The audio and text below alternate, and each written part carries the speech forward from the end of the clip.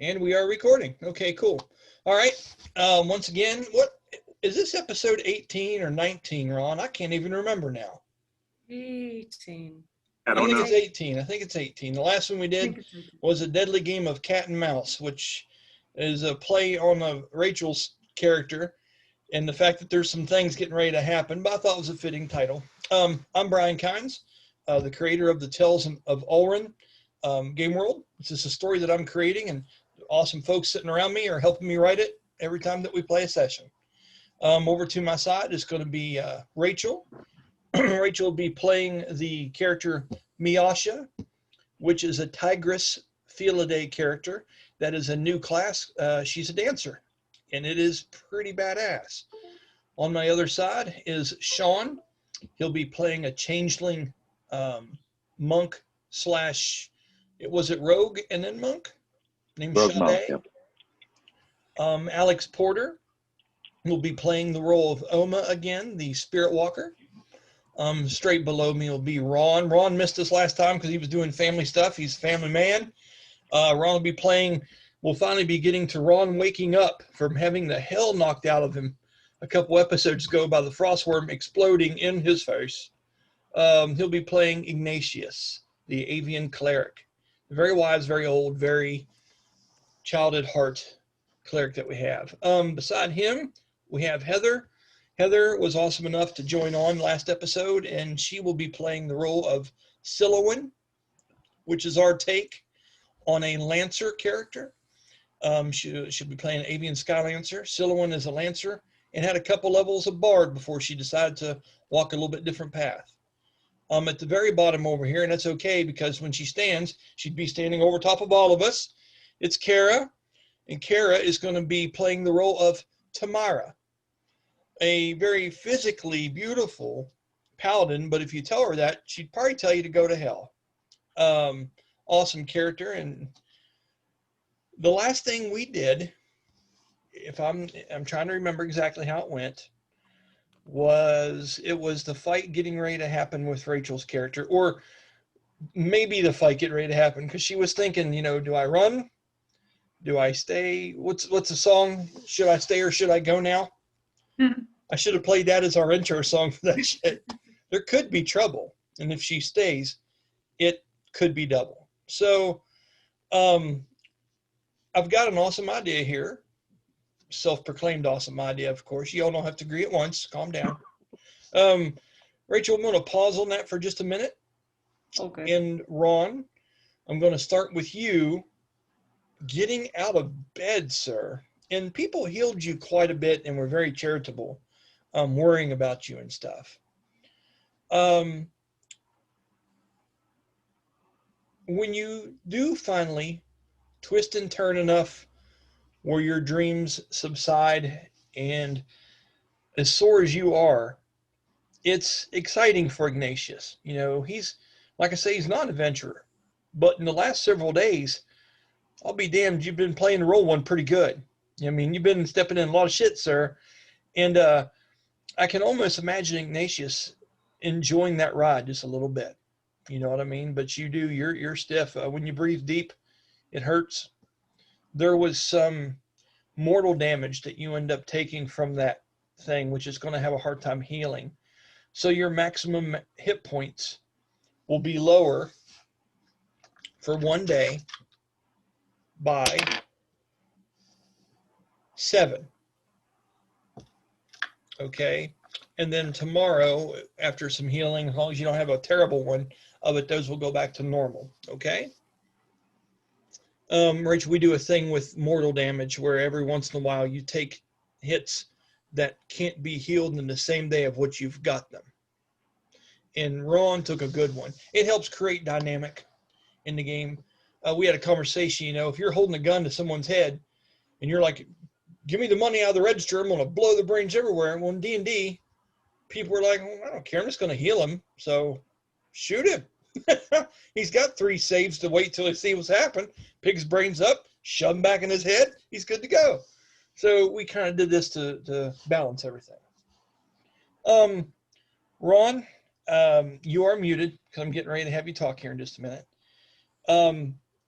You awake to something In your dream, you're imagining yourself walking down a long corridor inside of one of the higher palaces of the Order of Stars back home. And as the clicking of your feet on these large marble floors and going through and listening to the wind whistle through the windows of this place, you hear your feet steps and they grow louder. And then you're just a minute, you're like, is that in my dream or am I hearing that for real? And as you open your eyes, you hear someone knocking on your door. And that's the transition. It went from your steps to an actual sound happening as you hear this kind of 5 times knock on the door to your room that you're staying in. What is it you're doing? I guess I would, now, am I still asleep or I woke up to the transition of the knocking? You woke up to the transition of the knock. All right, I guess I would get up and go ask, stop at the door and ask who's there. Okay, roll me a Constitution check. By the way, that's a record for the quickest you have to roll a check in a game. I got up.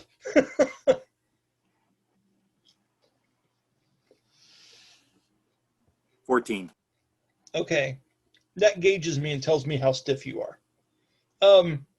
Yeah, you got old man bones, sir. You got over 10, but you didn't beat the next threshold, which was 15. So you're able to get up. That's about it. You're stiffening out. The wing is the thing that hurts the most from where you landed on awkwardly. It's sprang. It's not broken or anything, but it's a deep pain when you move it in a certain direction. You wiggle it once or twice. Functional, but still hurts. As you go up to the door and you ask who it is, correct? In a grave and silent voice, it says, Ignatius, it's Somadon. I would like a word.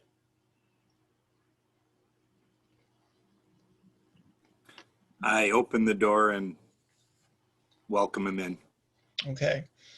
This is King Omadon, and he has came to your room, even though you didn't want him to do that. As he does, he takes a long look. His arms are behind his back folded. His crown is off, nowhere in sight. He's dressed in the kind of clothes you would imagine a king dresses like when he's on his downtime. He's not trying to be formal here. Okay? He looks you up and down, studyingly. And it's hard to imagine the confidence he would have to have around you because you were hundreds of years older than him. But he still has an air about him. He still feels almost like your senior in the way in which he carries himself. And he gives you a studying look and looks up and down. He goes, you'll need some food. I'll send for some shortly. He looks around and he goes, I haven't really been in this room for years. He steps on in and he moves almost with a posture saying you could close the door behind him if you wished. What would you do, Ron?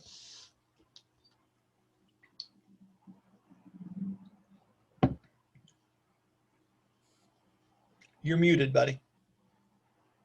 Sorry.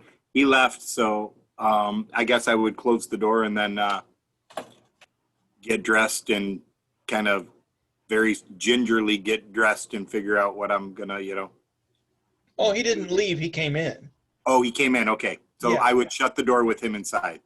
Okay. All right. I was like, what? DM wasn't painting good enough picture. You're like, well, I shut the door and fuck it, I'm getting my clothes on. As you close the door behind him, he walks around and he looks around the room. Kara, would you please roll me a 1d20 and a 1d8 and tell me what the total is?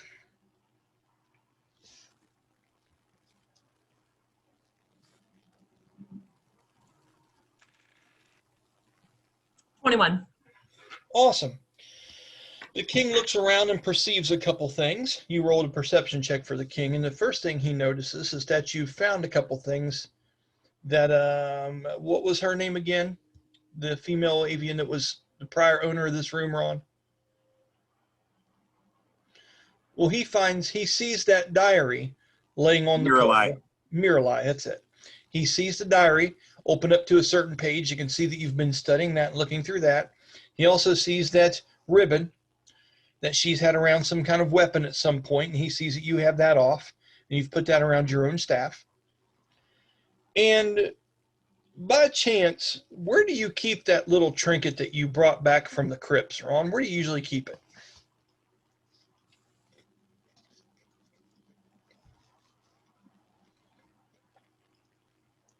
Buddy, I'm sorry, you're muted again. Sorry, it's loud in the background here. I would keep it probably either on the dresser or in the drawer of the dresser. Okay. I haven't really settled in, so most likely it would just be on the dresser at this point. That's what I'm thinking. Okay. I'm going to say that he has noticed that. And he gives it a long look. He looks over to you. He's not upset, but he's in a deep thought, and you're not quite sure what he's thinking. He walks over and he rubs his finger over top of it. He goes, I can't thank you enough for the first long sleep that myself and my company have had in over 2 weeks' time. He looks at you and he says, how do you fare this morning? Not only taking on the demons of my past, but then the giant frost worm that showed itself and attacked the dwarven people that were leaving our city on their trek home. How do you fare?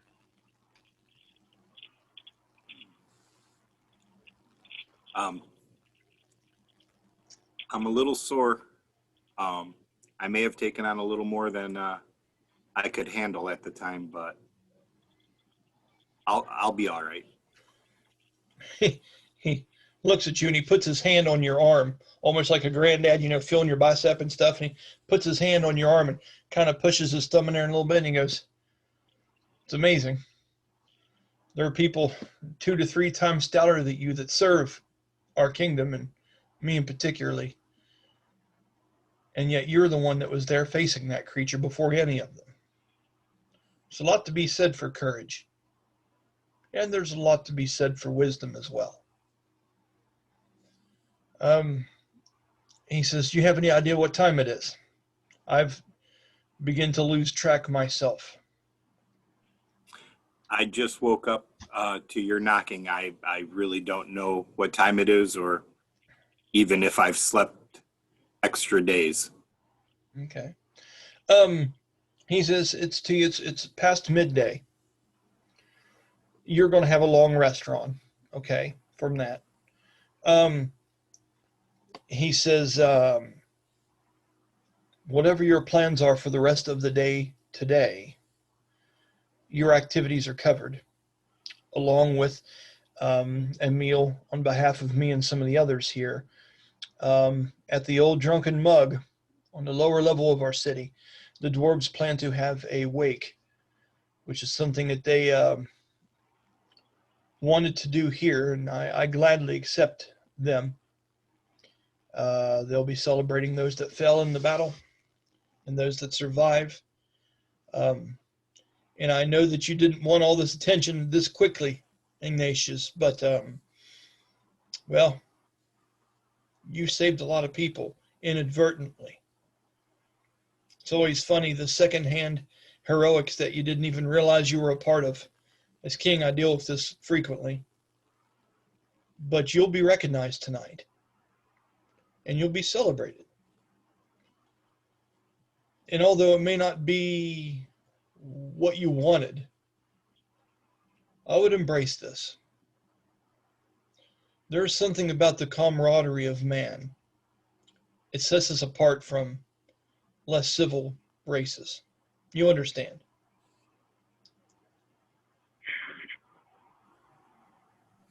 I would tell him I understand. I would ask him what time the wake is. Probably just after sundown, or I would say between 6 and 7. If you're a dwarf, it's probably been going on since 1. And he chuckles at that. He says, your friends have made their way throughout the city. I imagine getting goods and supplies and taking care of whatever business. They should be there, if I'm not mistaken, well. But there is one other thing I needed to ask you before I leave here. I noticed that there is one person that will not be there. And you know who I speak of. And he says, as challenging as this may be for you, Ignatius, and he looks back over at that little token sitting on the dresser over there that you took from the crypts. He goes, I must make sure that the secrets that were seen beneath this city remain there, for they are deadlier than the sharpest weapon that I have at my arsenal. He says, are you able to scabbard your emotions? And if you have questions, I would rather you ask them of me or Landorus directly. And you notice he leaves Valimar out of that equation. There are some things that lowlanders simply cannot understand. Okay? With that, the king turns towards the door as if he's going to leave, and he's waiting for you to open it for him. All right, I would do that. I'd walk over and I would open the door for him. As he goes out, like your typical soap opera, he goes out the door and he stops for a minute and he looks over his shoulder without making eye contact with you.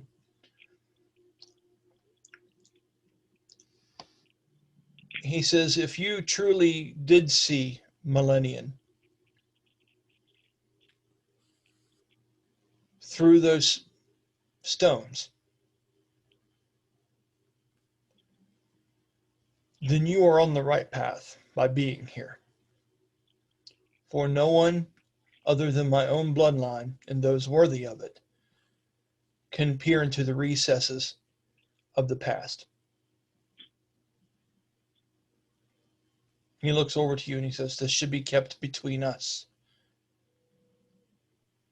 It will be. He tightens his face up and kind of gives a nod. Then he walks his way out the door.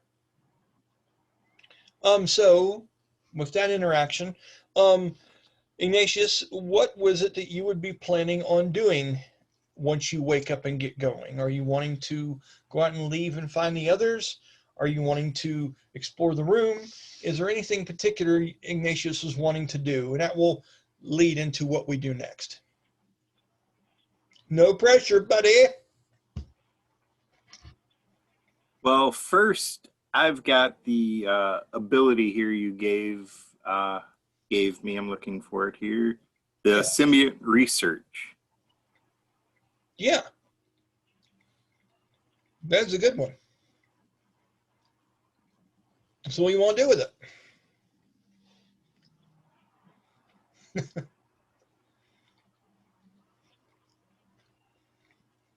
By the way, for everybody else that doesn't understand, Ron is trying his best to be considerate. He has pretty much 40 people living with him, and they all are good time people, and they're usually playing games or doing things and whatnot.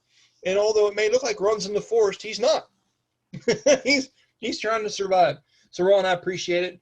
And to tell you the truth, bud, when you're not, muted. Yep. Go ahead. I'm sorry. All right. So, yeah. Okay. Let me see. I'm trying to remember what I did. I don't have the sheet with me with all the description. It was something that enhances your ability to use a magical item and understand it more than the normal person would be able to. Yes. Okay. And so we can go with that. What would you like to use that towards?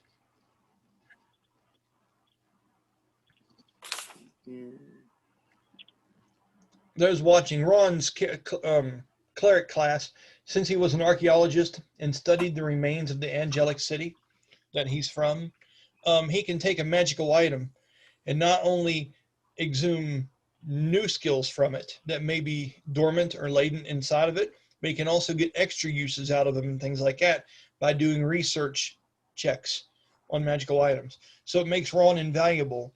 If any one of you ever encounter some kind of weapon like that or artifact or something, you give it to that guy, and he can hook it up pretty good, man. All right. I'm actually not seeing that I've grabbed anything. I thought that I had picked up something magical in the room, but I don't see. You did. You picked up that one ribbon that she Oh, that's held right. around her weapon. That's Do you remember right. what I that did did? not. All right, I would use it on that. Hey, did you write down what I told you about it from before? Yeah, I just have to find it. Okay.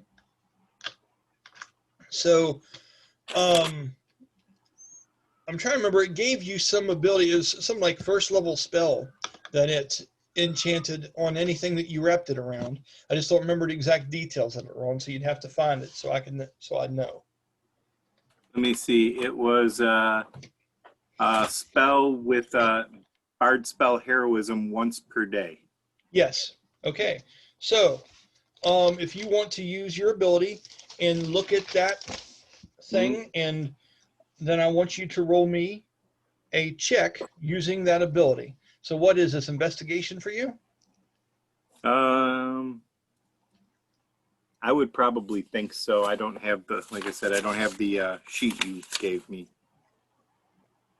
So. And which sheet is that? The one that talks The about one your with feat? all the skills and stuff on it. Okay.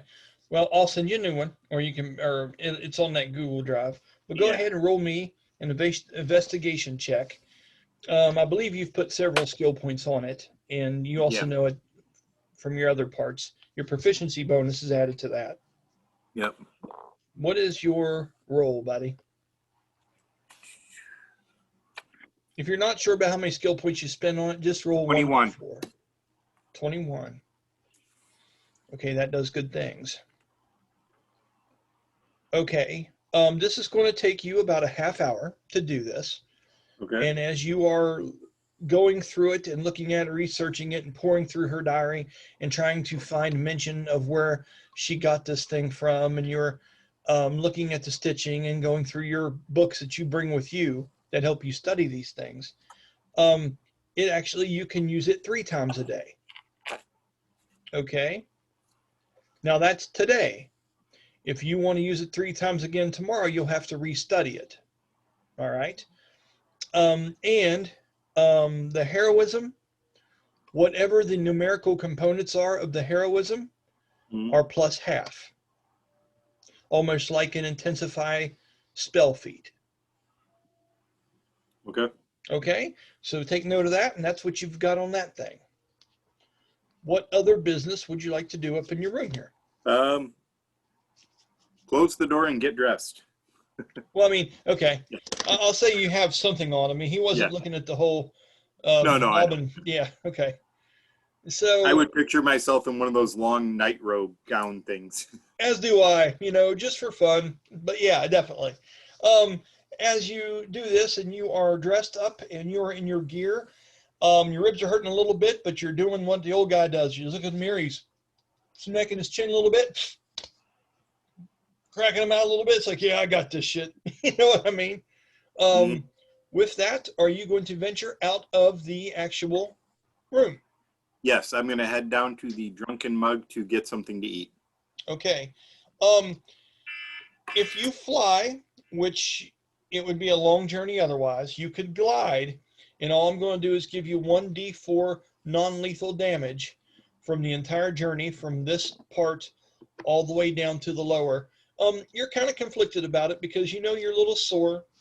Using your wing will help you a bit, but you almost feel rude going through the castle because you've been offered this room, and although he would let you walk through and get there this way, you have other options, and you're like, I can see Ignatius not want to be intrusive. But you could also be curious, and maybe want to waltz down through the castle. I'll leave the decision up to you, but you could at least glide down from there to get to the actual base of the castle, so you could walk through the front main gate, that awesome gate that has the depiction of the war on it. What would you like to do? I agree. I would not be invasive.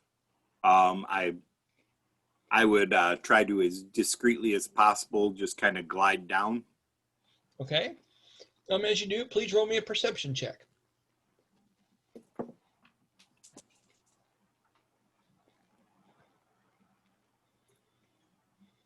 $26. See, and that's when things work out good. You're going to like what I do here, Ron. You're going to like what I do. All right.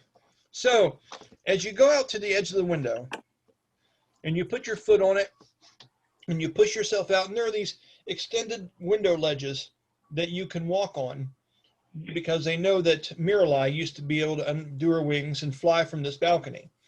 And so the outside pedestal of these windows are designed so you can do so as well.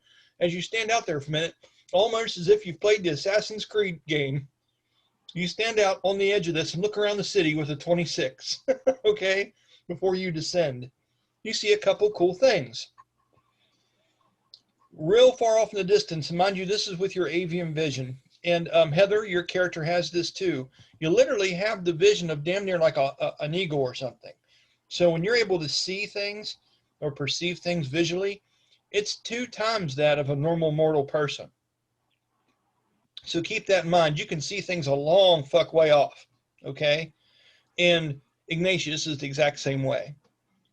Now, like for instance, Rachel's character may be able to smell and hear things before you do.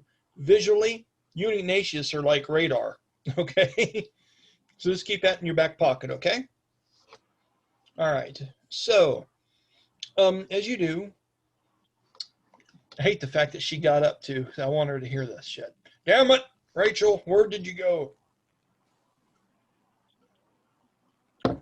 So, as you perk up on the window, you look out onto the field of battle where you once were. Okay? And you would see images of different burn piles that the dwarves are standing by to keep themselves warm. You've seen some wreckage being cleaned up. You would see the dwarven warbear of Tenverdan out there in the distance, which would definitely stand out to you. And you automatically are looking for Brahmas. With that check, you do see him. You see him upturning wagons and helping recollect up horses that took off and things like that. So he is melding in and being a part, and he's being a very helping force in taking care of all this business. Okay? Also, as you do, you hear a loud, what sounds to be like cannon fire. Okay? Now, you naturally look up when you hear this, Ron, because you're thinking, you know, Skywatch. But it didn't come from there. And as you look out over the balcony and you look around, and you can almost think you can smell it.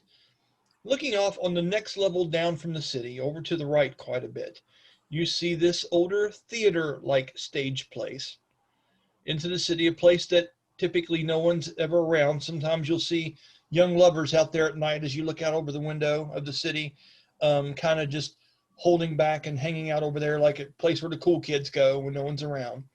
But this particular moment, when you hear this gunshot ring out and you're looking over from the window in that direction, you see a group of bandits and thugs that are closing in on what seems like to be a tigress Sha-dae.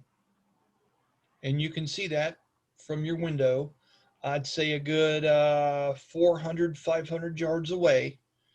You can smell the smoke and see the smoke roll up into the air just a little bit. What are you doing, or do you have any questions? I guess because of just who I am, I'm going to go down and see what's going on with these bandits chasing these people. Okay. So, you swoop down, you would take 4 points of non-lethal damage from your wing, being injured. Okay? And I will say, instead of landing on the floor of the first level, you land on the top of the wall of the first level. This will put you about 200 yards away, 2 football fields away from what's going on. Rachel. Are they coming at me, towards me? Oh, you're not down there on them yet. You know, you've went from your window to the wall that divides the king's part from the next level of the city down. Okay. And you've roosted and stopped on top of that, and you're taking another look at this point. Okay. She is still 200 yards away. And like I say, she's in this old, like, outdoors theater kind of thing, like old school Roman looking, okay, with cement bleachers that seem to circle around a central area where the actors or performers would be, okay. And like I say, this place looks like it's just desolate. No one's used this for a while. People have moved on to indoors and things like that. They might use this for festivals. I mean, it might be decorated up at different times, but at this point, there's nothing there. Just a large statue of an ancient deity of some kind, and this tiger's Sha-dae that is squaring off against several different thugs and bandits. The one thing it does worry you the most, however, roll another perception check. I was going to ask, is as he flew from the window to the wall, did sweat drop down and fall? Did what? I'm sorry. Did sweat drop down and fall? I don't know. I had to. You're muted, Sean. I couldn't hear you. I had to do it. It's all good. It's all good, buddy. Ron, do you understand what he's saying? Yeah. Okay. All right. So at that point, Rachel, when you are back there and you're having this conversation with him and you're having a duel of words, all of a sudden you hear a loud shot ring out that makes your ears ring for just a moment. As they were trying to adhere and fasten the gun onto his arm, it has went off and shot into the ground. Okay? As it did, let's see if someone got hurt. Alex, 1 through 5, don't roll yet, 1 through 5, it hit one of them. 6 through 10, it hit the ground, innocently nothing happened. 11 through 15, it ricochets off and comes damn close to somebody. Okay? Or sorry, 11 to 15. And then 16 to 20, and I'm going to have an attack roll at Miasha with disadvantage. Roll me a 1d20. Tell me what happens. Okay. Oh. I know they shot themselves. Come on. What? 18. Damn. Okay. Thanks. Oh, man. All right. Fine. So, with that, I am going to, let's see, I'll go ahead and we'll just bring this stuff up. I'm going to pause this for just a second, and I will get the map up, and we will take a look at what's getting ready to go on here. Okay, everyone? Let me pause it for just a second, and we'll be back in just a few. Okay, so we got all that taken care of. Miasha, I'm going to go ahead and share the map now with you, since you're down in the thick of all this bullshit. Let's use computer audio. I will share that screen and share. Okay, so then, you are over here. The snow is coming down this morning. Move this up a little bit out of the way. Okay, everybody can see the screen all right? Yes, no, maybe? Okay. Yes. At that point, they are in the background here, and he is trying desperately to get this guy's arm on, as this bandit over on this side of things has started to approach you, as you were like, all right, guys, you know, we really don't need to do all this kind of stuff. It's a little bit ridiculous here. Let me find him, which one he is, real quick. There he is. Hired Thug 2. He was starting to walk up along, had got maybe this far up towards you, walking a wide arc, looking very carefully at you, Rachel. As these two are wrestling around, the damn gun goes off from Tenverdan's arm, okay? You hear it go, Christ's sake! As it goes off, I'm going to roll to hit you with disadvantage on that shot.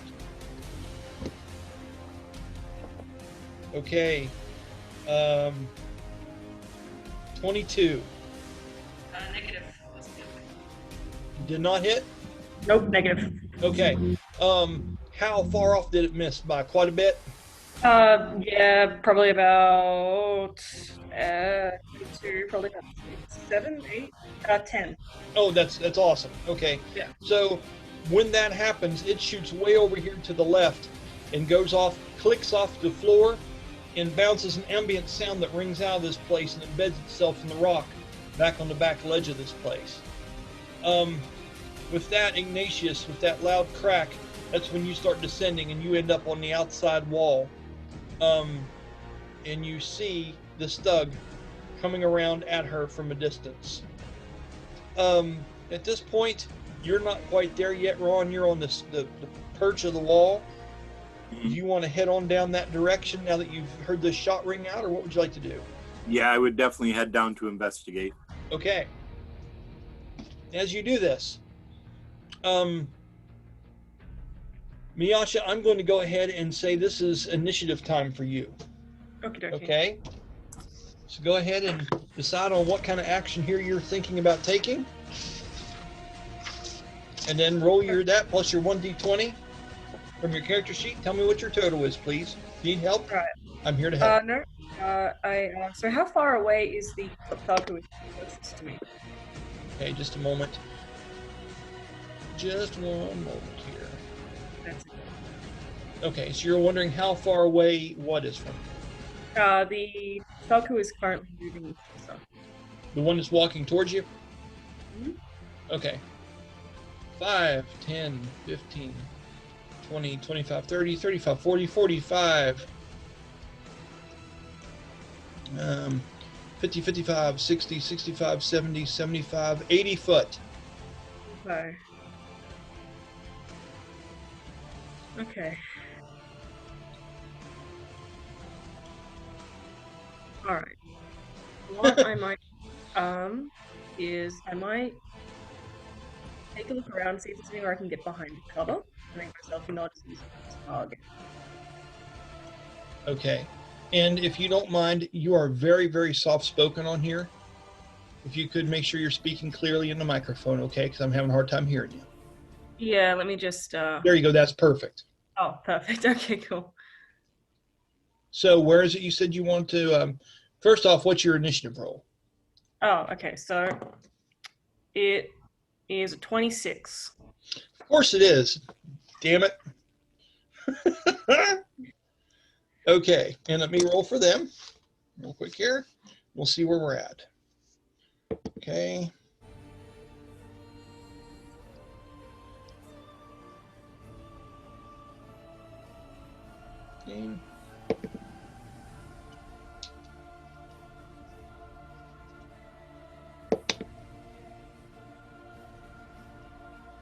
Okay. I know this isn't any surprise to you, but you go first. So Nice. now, after all that, what would you like to do on your turn? Okay, so I'm not close enough to get anywhere near any of them. So I can do 45 feet. Is there anywhere within 45 feet that has some level of like half cover or quarter cover or Absolutely. anything Let's like just that? tell you what you do. You see all these different rocks around you, which is the great thing about these maps. Okay. We're going to scale these rocks kind of to your character. So this big one here is about 10 foot around, maybe about 4 or 5 foot tall. There are several different rocks that have seemed to have fallen and come over from the cliff sides, which is probably why people don't use this theater very often anymore, is because the hills are starting to slide in on it and it's a hazard to people. So you have whatever you see here around you. And each one of these spaces is 5 foot. When you move diagonally, that also counts as 5 foot. So if Okay. it's hard for you to see, I can zoom in. Tell me where you're thinking about going. Okay, so the scattering of rocks on that, like the 3 rocks near the Right here? raised. Yep, that. I would like to just kind of slip in between the last 2. Okay. We can do that. On your turn, you slip down. Are you wanting to go in between these 2 or these 2? Those 2, yep. Okay. So this will give you about half cover. All right. Okay. That was 5, 10, 15, 20, 25, 30 foot of your movement. Okay, and on that, you have a free action. You can shout some shit. You can prepare something that you'll be able to use on a later turn. You have all kinds of neat shit at your disposal. What is it you'd like to do at this point? Getting behind those rocks, might just crouch down, pull out the chakrams, get them out of their covers, get them ready, get myself ready. Awesome. Okay, so all of a sudden, your frown goes down. You bare your teeth as you pull your chakrams out as they cling off of each other. They're connected by a very thin chain in between them. They have a reach of 15 foot that they can swing out and attack something at. Okay, when you're working them and in your dance and doing your thing, you are got those loose and they're dragging you on the ground. And is that the end of your turn? Yeah, I'll pull it there for now. Okay. With that, the next person to go is Tenverdan. He is going to hold his turn, and he is going to wait for the bandit beside him to go so he can assist him in operating on his gun. So he's over there in the distance, and he yells some kind of profanities at this fellow over here that's very cautiously going up towards you. Not quite sure if he wants to tangle, seeing the way that you took off the way you did. And he seems to be edging up to you slowly. He has a short sword in one hand and a pair of brood-looking brass knuckles that seem to have some spikes on them on the other hand. And he's just kind of edging up there, and he's trying to make his chest look all big, and he's breathing heavy. He's scowling at you. Tenverdan's like, "What are you waiting for? Go on up there and take care of this business." He yells like that, and he goes, "I don't see you hurrying up any. Come out from there. I can see where you're hiding." He starts walking around, and he's getting that sword out, and he taps it on the ground as he's walking. He says, "Don't be scared. I'll make this quick as I possibly can." All right. The other guy goes, that's beside Tenverdan. Okay. And we're going to roll a check here to see how they're doing. Now, he had shackles on, and this is a new kind of thing, so we're going to have some fun, everyone. Okay, Sean, I'm going to have you make attack rolls and stuff for these bandits when they go, all right? And you can help me kind of discuss how you want them to play it out, and I'll give you some options, okay? For instance, let's go ahead and say that I want you to roll a 1d20 plus a 1d4 for Tenverdan with advantage, because this bandit is helping him and seeing if they can get that gun on there and going. How many times have you heard that tired old line? Go on an extremely low calorie diet. So it's a 15 total. Okay. Losing weight does not mean always being hungry. They do not. The gun is still having complications. So these two fellows here are still fighting with this thing, and you hear them saying like, "If it goes off again, it's not going to go off again. Just push on that lever there." And they're fighting with it. It's almost got to make you laugh, Miasha. With that, it's going to be this fellow's turn here. He is going to, I believe you were Thug 2. Yes, you were. There you go. I'm going to move him. Let's see, 5, 10, 15, 20, 25, 30. Now, where is most of the fat located? Is it on your front? Is it on the side? Maybe your back? 35. Grab the belly fat. 40. He jumps up and stands up on top of this rock here. This is about 15. He's 20 foot away from you. Okay? So there's a little rock here. And he jumps up and stands on it, and he takes his sword and he smacks on that rock.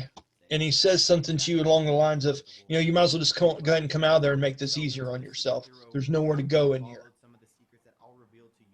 And you know that although you could probably scale these walls, it might be risking getting shot. You know that there's the main entrance that comes into this place is one of the few ways to get in and out of it. The rest of it's kind of high mountain sides, and this would be thick brush and things. You could probably get through it and disappear from them, but you got to get past them to get out of here if you chose to run. Okay? With that, it will be back to your turn again. He's 15 foot in front of you. And these two here are still struggling with what they're doing. Ron, roll me a dexterity check to see how you're doing getting there. They recommend eating fruit because of the high vitamin content, but they completely ignore fructose. Is fructose good for you? That answer. 21. Okay. I'm going to say for 21 that you have reached the outer platform of this. Okay. And I'm going to put you over here resting on this corner. Okay. Does that work for you? Yeah. Okay. Go ahead and roll me an initiative, and I want to see where you fall in here just for the hell of it.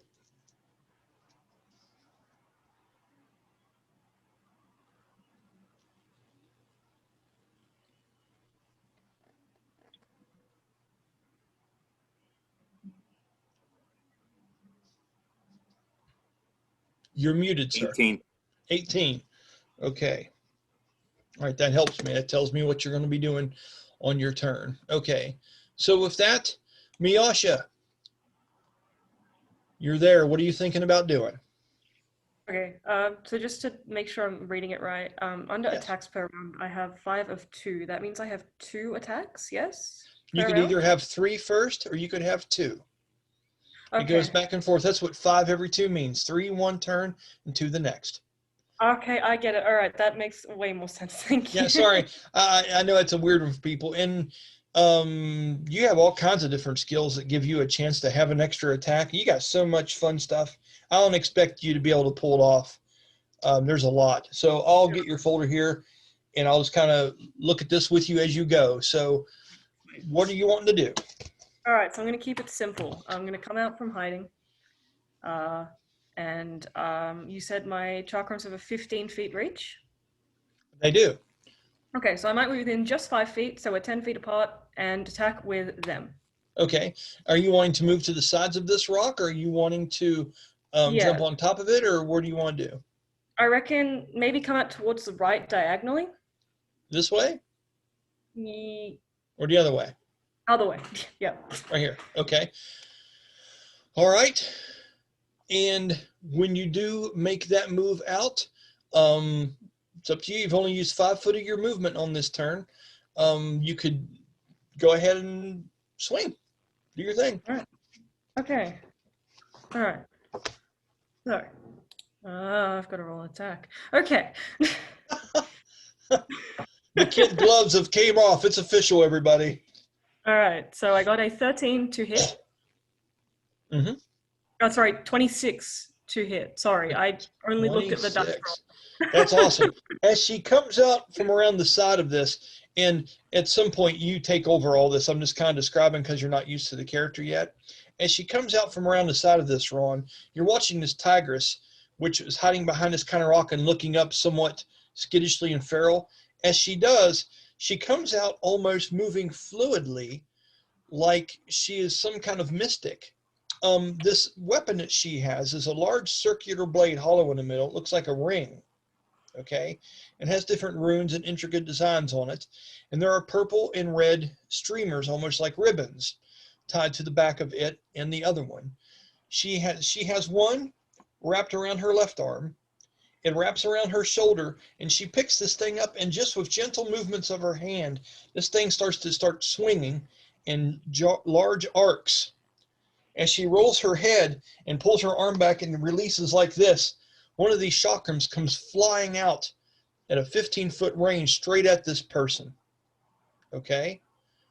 Now, just for the hell of it, I believe you have an ability where you can do a charismatic performance and get advantage on your attack on somebody so many times per turn. For the hell of it, roll me a performance check. Sure thing. That, oh god, that's a big number. That's a 35. Hell yeah. Okay, Heather, roll me a 1d20 and a 1d4 and tell me what you get, please.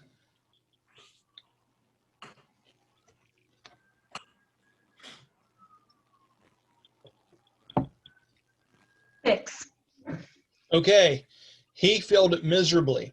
So because you came out from that rock and doing this and it wasn't something that he expected, He is completely enthralled by what you're doing here. That took your bonus action to do that. Okay. And I'm going to say this attack had advantage.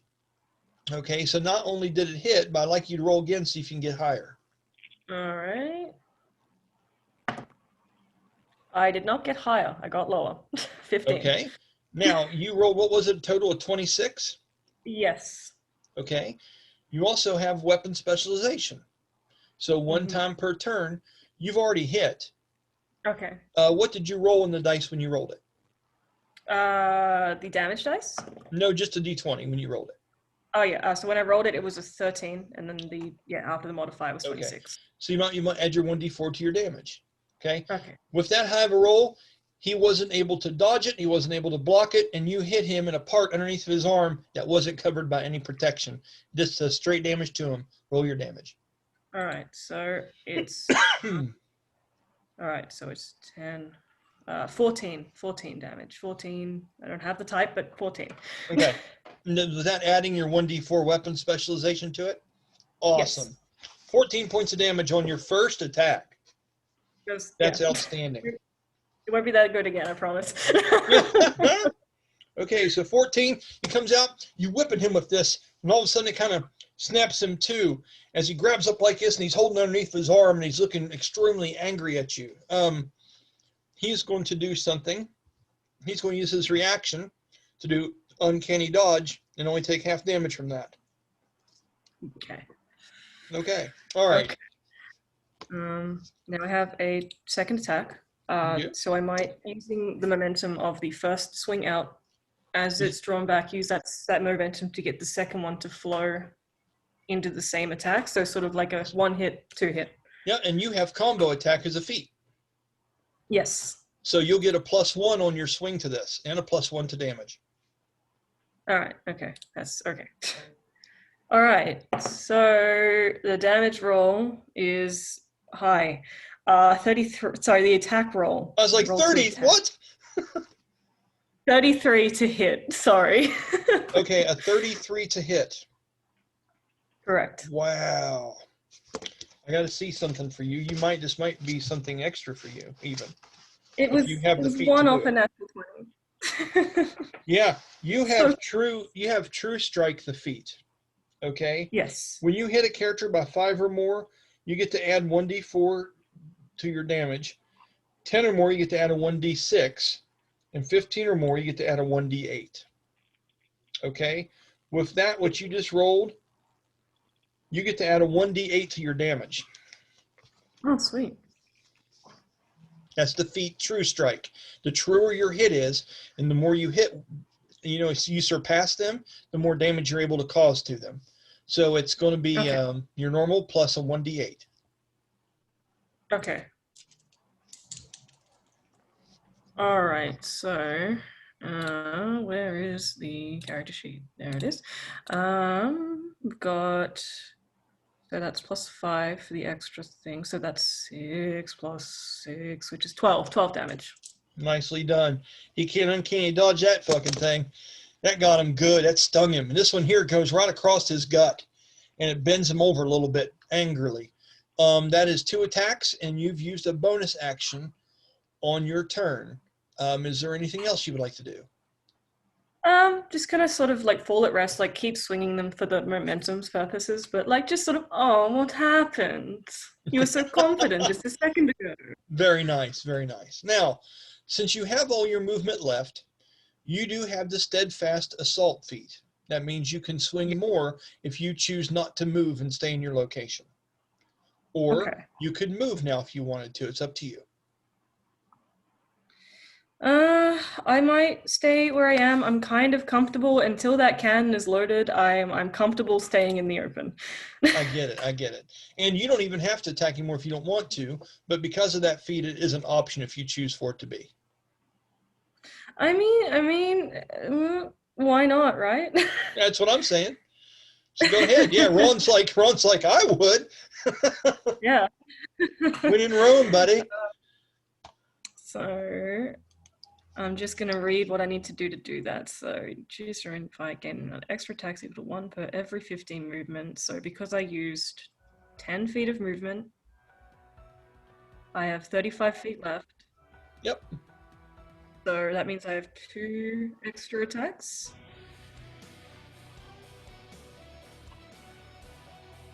Am I right? Yeah. Okay, good. I'm getting there, slowly but surely. Oh, it takes time. Trust me, I understand. All right. So after one quip, I might, go in for 2 extra attacks, and just keep it as a spinning, smooth motion, and maybe make the last one more of a sort of like more like a sudden strike than a gentle flowing attack. If that makes any sense. That'd be fine. You know, I'd say artsy-fartsy wise of it. Let's say you've left out the first one, you came out the second one. Maybe this time, this is a more forceful one. You double back and take it with both hands and bring it down this long guillotine-like chop. Okay. Yep. I'm with you. Yeah. All right. Cool. I'll roll. You know, this dice just refuses to give me a 20. That is also a 32. I mean, I've never heard someone sighing from getting so many rolls over 30 in a roll in my life. I don't know what kind of DM you've been playing in Australia, Rachel, but here that's pretty freaking good. I'm Now, playing it. I'm surprised, but I refuse to admit it because then they'll start rolling once. Right. So because you've hit another one in turn now, that even had another bonus to hit on it. Yes. Okay. Because that would have been a bonus of 2 on that one because a combo attack. Okay, so that would have been 34. Absolutely. And that puts you in the 1d6 bonus damage range. So go ahead and do yours plus an extra 1d6 because you breached him so significantly. Ron, you are seeing something that you have never seen people do before. She is dancing and being brutal with this long chain like chakram weapon. It is impressive. All right, so it's 9 damage on that one. 9 on that one. All right. Okay, now what would you like to do? By the way, this person is now bloodied. As you do the last one, that means that you have knocked him down where he looks like he's under half. Okay. Okay? And as he doubles over and holds his side, he looks at you, and you can see his resolve starting to shake as he holds that sword. Kara, I would like for you to roll me a 1d20 and a 1d4 to tell me how brave this guy is. If you get over a 15, you're staying in the fight. If you get 10 or lower, he's going to flee. If you get between 10 and 15, his next turn he has disadvantage on his attacks. 16. Okay, so he's staying in the fight, but barely. So he's testing his resolve.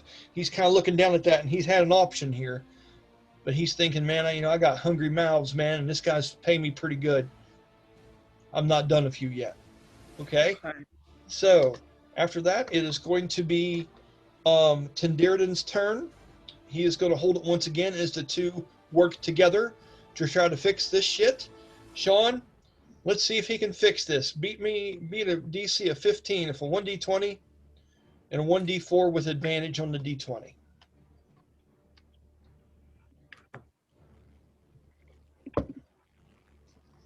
That's a total of 20. Okay, it is fixed. So you hear something in the side of your ear, and you hear something kind of lock and load like a. At that you hear a. Oh, now we'll dance. Tricky one.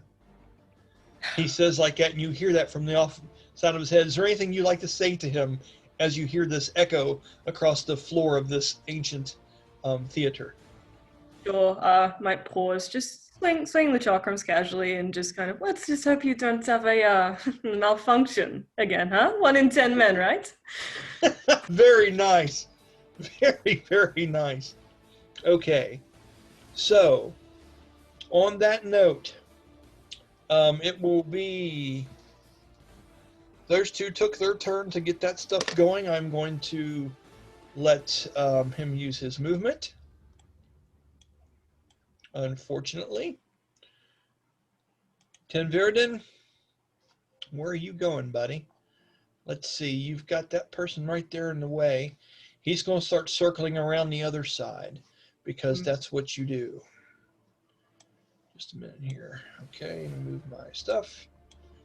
And Tenverdan 5, 10, 15, 20, 25, 30, 35, 40. About right to, I'm going to put him about right to here, which puts him in a column of stairs going down in between rows of seats. So he's walked through a row of seats, and now he's at the top of this, where he has about 50% cover from the seats being up about at his waist. Okay, these large, almost like pews that are made out of stone.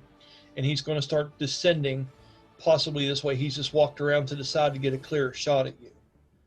Okay, with the bandit, he used his action, but the bandit had movement. Hired thug, as it were. And I will move him. Let's see here. Where you want to go, buddy? He goes, circle back, we'll trap her. And he looks at the other one. He goes, how about I just stay here? That way she can't run off from you. Fucking shoot her already. So with that, he just moves up a little bit and stays right here square in the passageway that leads straight out of the steps of this place. He's going to be an obstacle. Okay? Awesome. All right. With that, Ignatious, sir, it is your turn. What was it that you would like to do? Heather and Kara, I'll involve you in some dice rolling here in just a few minutes, okay? Awesome. Alrighty. I think I am going to...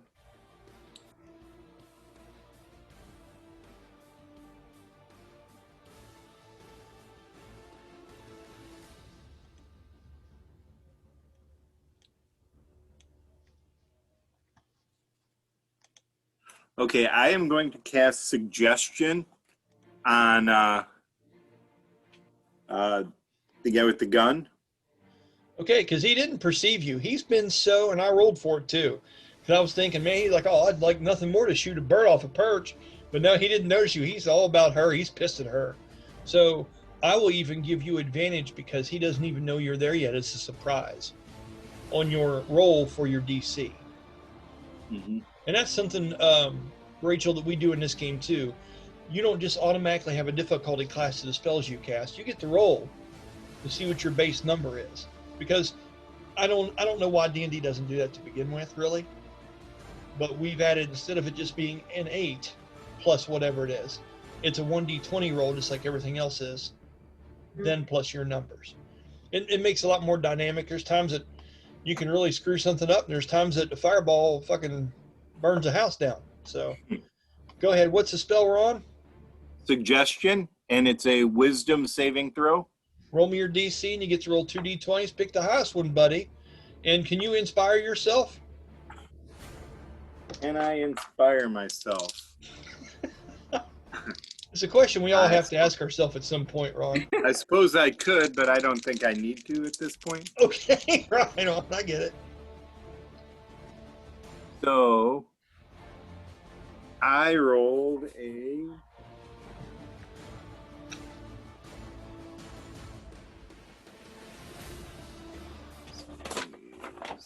The music and the suspense is killing me. What the hell did you roll? Tell me, man. 22. Okay. Kara. Kara. Roll me a 1d20 plus 5 and tell me what you get.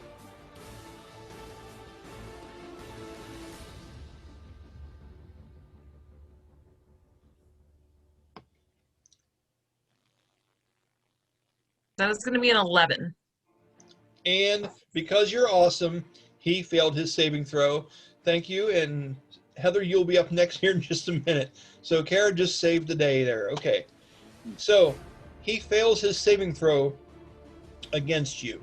Mm-hmm. What is it that you're doing to this poor, innocent, gun-toting, foul-mouthed fucking guy here? I mean, come on, Ron. Be nice, man. I am going to tell him that his companion is trying to cheat him. Yes. What's that? She's Yes, cheering do you it. on. Yeah. And his companion's trying to cheat him, and he shouldn't let him get away with that. I would tell him to go attack him. Yes. Okay. So as you do that, remind me of that, and I will play that out on his next turn. Sneaky bastard. Okay, so after that, it is going to be the other bandit's turn. He's right here. He has got hurt. He is standing his ground. He is going to try to rush you and tackle you to the ground. He goes, enough of your fancy moves. He just bull rushes you. Is going to try to grapple you. Okay? Because that's what males do when they just get outclassed. They don't know what to do. They just run and try to tackle shit. So, 5, 10, 15. All right. I'm going to roll. Now, I'm going to roll a strength with him, and you're going to roll an opposing dexterity check against this to see if he's able to get a hold of you. Okay? Dexterity check or dexterity save? This is like a dexterity ability. You know, you would. Gotcha. What would you want to call it here? You could do it. You could do performance since you dance, and you're always in this fluid movement. You could even pull that off. Okay. Because and the reason why I would give you that in the situation, Rachel, was you are always. What about? Go ahead, Ron. What's up? I was gonna say, what about even with acrobatics with that? Let's do acrobatics with that. Yeah. So for now on, whenever everyone's trying to grapple you or something physically, use your acrobatics skill against that. Okay. Go ahead and roll your d20 plus your modifiers and tell me the large number that you get, and don't be disappointed. It's a 19. That's actually doable. Not too bad. Yeah, okay. Heather, roll me a 1d20 plus 3 and tell me what you get. 10. He did not make it. He tried to. How would you like to describe the way in which he flubs and misses you? This is where I usually say, paint me a picture. All right. So I'm assuming it's just like it's just a rush. Yeah. It's like there's no grace to it. It's just There's kind of none. He's trying to pin the tail on the donkey, and he looks drunk. Yeah. So from sort of just essentially just swinging the chakrams to keep that motivation, if you just stop, pull them tight, sort of duck under the arm, and then just sort of bat him away. Okay. You actually have counterattack, and you have moves where you can use your reaction to make attacks against him. Remember that? I was thinking about that. I was going to ask if that was a possibility. Hell yeah, it is. Now, you have, let's, just for the hell of it, mind you, I'm going to help you look here and see what kind of options you've got. So I know you have, I need to get my glasses back. Damn, I'm getting old. A creature so with a failed ranged roll attack against you. Yeah. Okay. So that failed roll. No, you can attack him, and then you can move 10 foot away from him after you're done by using back handsprings, which is a fluid motion. Oh, okay. Oh, yeah. Okay. Yep. I'm here. Yep. Okay. So go ahead and roll. I was thinking. What's that? Could I also use counter strike? Yes.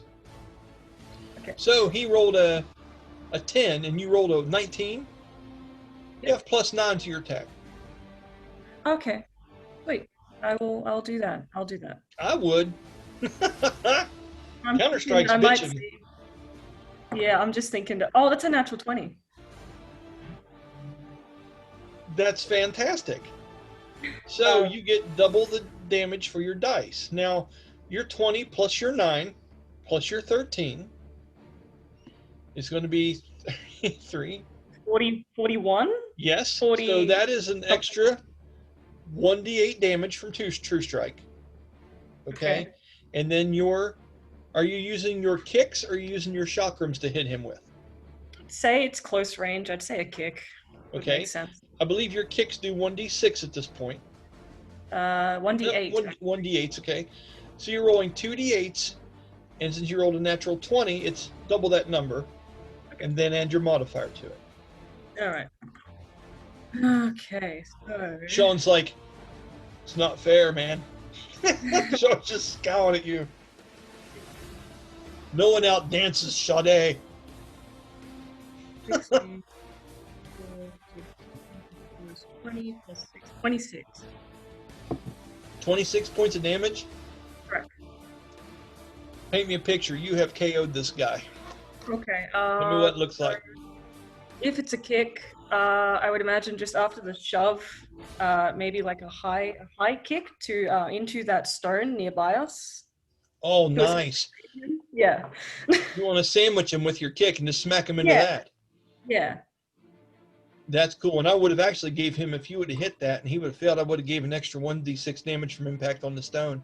So as you're doing this, Ron, just for the hell of it, I'll say you're able to see what she's up to. She just pulled off some kung fu dancing shit, man. And not once did she have to hit this dude's armor and deal with that. She hit him in spots that counted every time she swung.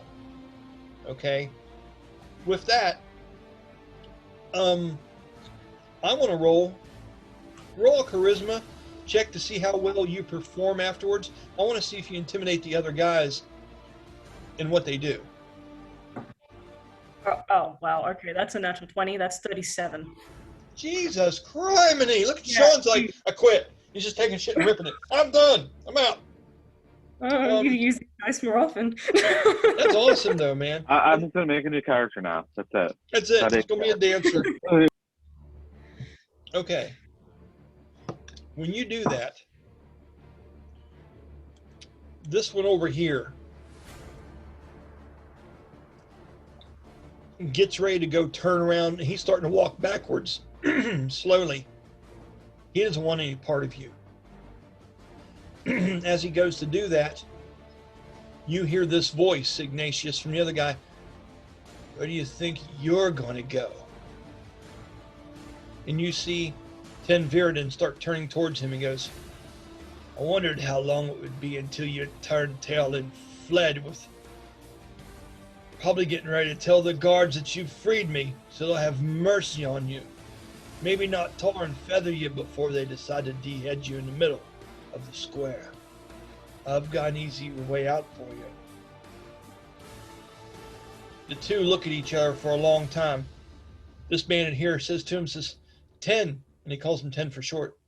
He goes, we're outmatched here. You're speaking madness to me. It's time to go. We need to get out of here. He goes, oh, you're going to go somewhere, all right. You're going to go straight to hell. And as he says that, Tenverdan pulls back and makes a shot at him. Heather, I want you to roll me a 1d20 plus 13. Tell me what you get. I'm really bad at rolling, guys. That will be a 15. No, 17. Sorry, can't spell. Okay, so when that happens, he turns Spell. around to go and shoot this thing, and the gun backfires in his face because it's not on as well as he thought it was. Because I'm a DM and I like having fun this way. Oh God, ew, that's not good. 15 points of fire damage, Tenverdan. That beard's not looking pretty now, is it, you foul-mouthed bastard? And if he takes damage, is the effect already automatically over, Ron? You are muted, my friend. I'm sorry. I believe so. I'm pulling that spell back up. Okay. So, which it still had a great effect. I mean, you did good stuff. He went to shoot his buddy and shot himself in the face, practically, which is nice.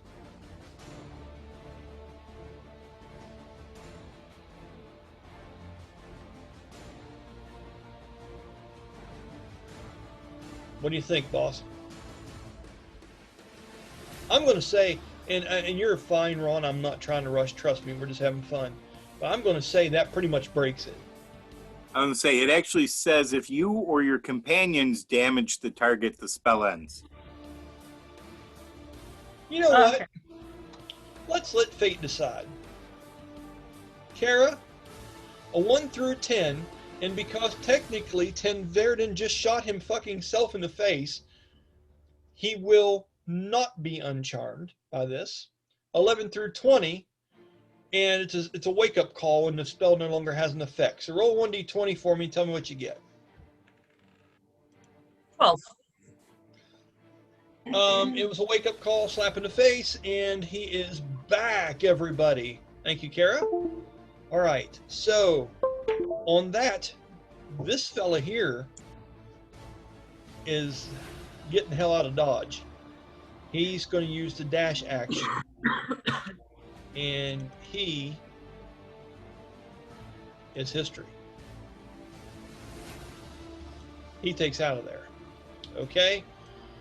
Tenverdan sees down here and sees that this guy's all by himself. Let's go ahead and it'll be your turn again, Ignatious.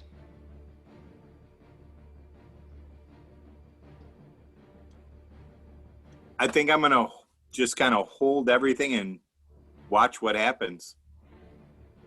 Okay. For the hell of it, Miasha, roll me a perception check to see if you notice that he is interfering in this fight. Sure. Perception. That's a 14. Okay.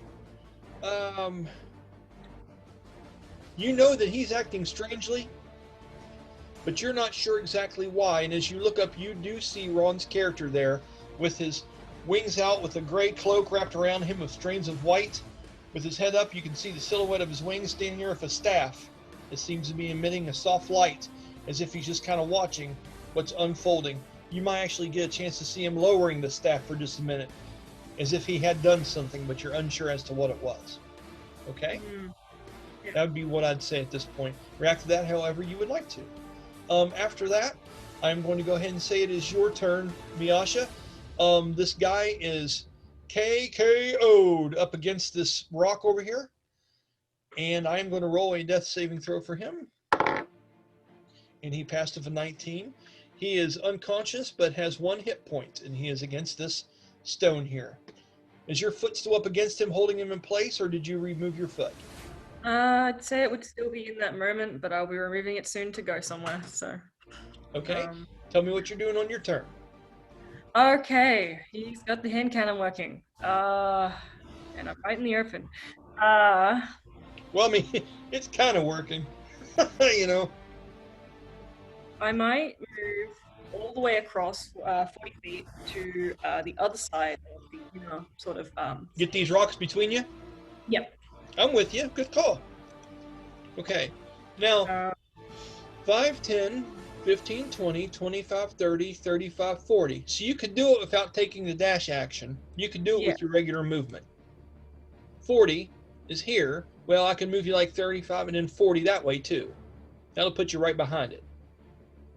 Okay. Because remember, diagonal counts as just 5 foot 2. So 35 was to here. 40 would be to there. Or do you want to go somewhere else? I might stay there. I feel like it's a good position to be in, considering I can't get close enough. Yeah. Okay. That's cool. Is there anything bonus action wise that you wanted to do to prepare yourself or anything like that?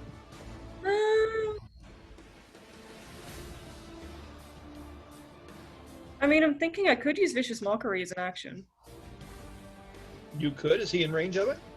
I'm going to double 5, check. 10, 15, 20, 25, 30. He's only 35 foot away. I think it's only they have to hear, but I'll double check it for you. Just give me 2 seconds. Well, you know what? If you want to, go ahead. But for reality base, he can certainly hear you in here. So I'd say if you do it, it'd work. Yeah, it's 60 feet. Okay. It's 60. Cool. So tell us what this is like. And you've pretty much been casting this spell nonstop on him since he showed up in this place. So just for fun, tell everyone what's going on. You know what? She might just kind of lean over and sort of just like lean on it, like as if it were like a just casual conversation, like elbow up, like a guy talking to the piano player at the bar. Yeah. You know, Tenverdan, adding teeth to your mouth ruined a perfectly good asshole. Nicely done. And is it automatically that I have disadvantage, or do I need to roll something? I believe it's a wisdom saving throw, and it's just flat. I'll double check. Okay? Yeah. So you roll 1d20, then you add your spell save DC to that. Okay. Right. So that. There it is. 17. Okay? Heather, roll me a d20 plus 4 and tell me what you get. 18. He passed it. So as you're doing that, he seems to have trying to refine his focus here. Not very damn happy with what's going on. And he says to you what he said earlier. He goes, I've got it figured out. Now you just keep talking. Keep on talking. Are you going to hit yourself in the face again? It didn't work the first time. Stop trying it.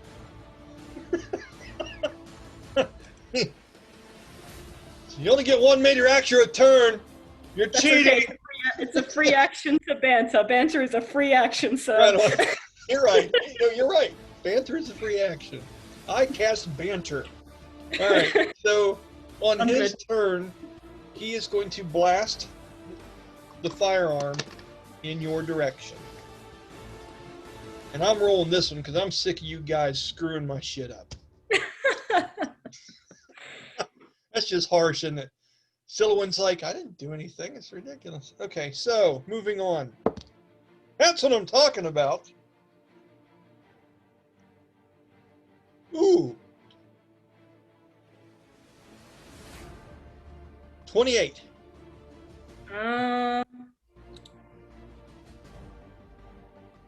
It beats my primary, but not the breach. Okay, so here's what's interesting. So this shot, oh no, I had disadvantage on that because you have partial cover. I'm sorry. That's okay. Damn it. That was a natural 20. Well, so the first one is the one you definitely want. Yeah, definitely. See what happens when you roll. That's how you roll. Okay, so this blast here particularly. Oh my. Let's go ahead and say this is the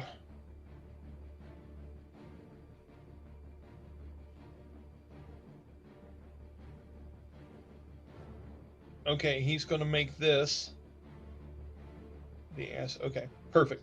All right, so as this round happens, you see his arm go up, and there are these two long, old-school-looking arquebus cannons that seem to be a little bit flared on the ends.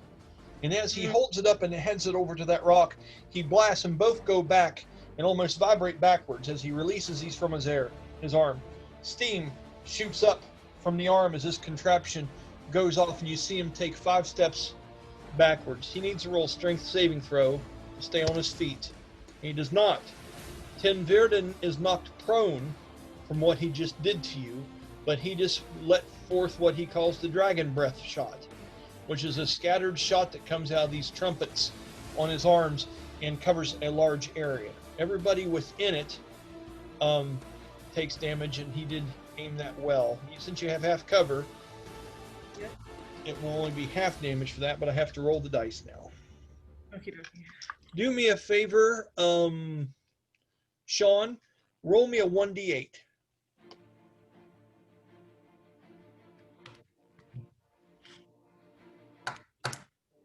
Four. Okay, now roll me that many 1d4s.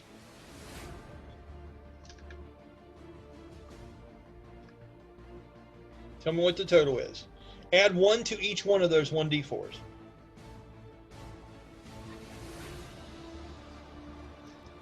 16. Okay, so because you have half cover, you would be taking 8 piercing damage. Now, the reason why I'm not giving it reduction is because what you wear practically is nothing. It's just clothing. But normally, if you were armored to some degree, it would, if it passed your ACP but didn't pass your breach, your armor would absorb some of that stuff. Yours is pretty much just cloth. So as you're coming down, you go to jump down underneath this rock when he brings into aim with you and lets loose. Okay, bullets and all these fragments of metal bounce off the top of that rock, and they're white hot or red hot, and they go through, and you have little holes and stuff, and they sear and burn into the top of you as you get hit with some of that. He is knocked prone from the blast, and as he is on the ground, he is going to use his bonus action to try to reload. And he succeeds in that. And as he's down, he has partial cover because he's sitting now on the steps, prone, but the seats are up higher than him, so you can only see about half of him, okay? With At that, damage, lethal or non-lethal? that would be lethal. Okay, cool. I just Yeah. wanted to make sure. Oh, Yep. good. Okay. Ron, it is your turn. You saw him just come off of this big blast, and he's got her held down against cover. What are you doing?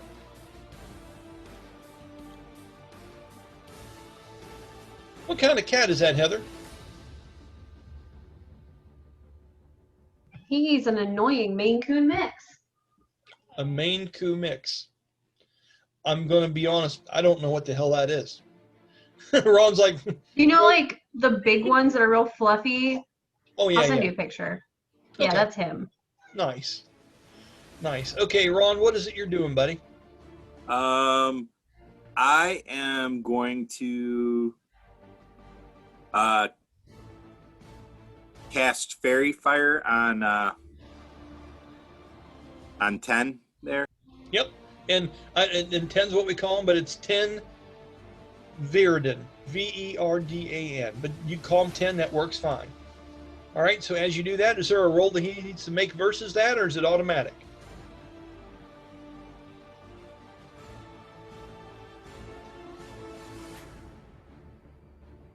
I believe Fairy Fire is automatic, isn't it, guys? I think it's a dex save, actually, from memory. Is it? Okay. I think. Let me see. No, it says, it's dexterity saving throw. Okay, I'm going to do it disadvantage because he's prone.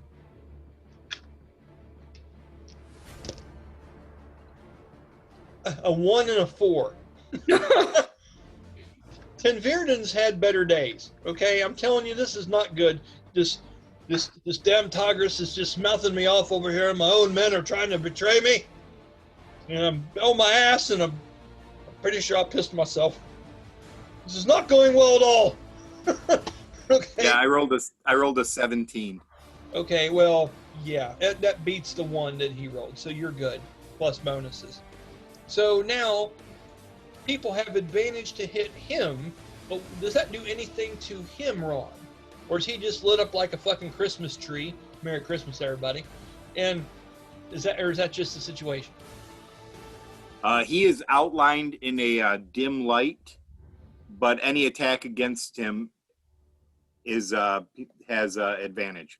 Okay, so he's just bothered and shit by this, but as far as his actions, it doesn't bug him, but everyone has advantage to hit him, and that lasts as long as you keep concentration on it, right? Up to 1 minute, yeah. Okay. Ron, roll me a stealth check.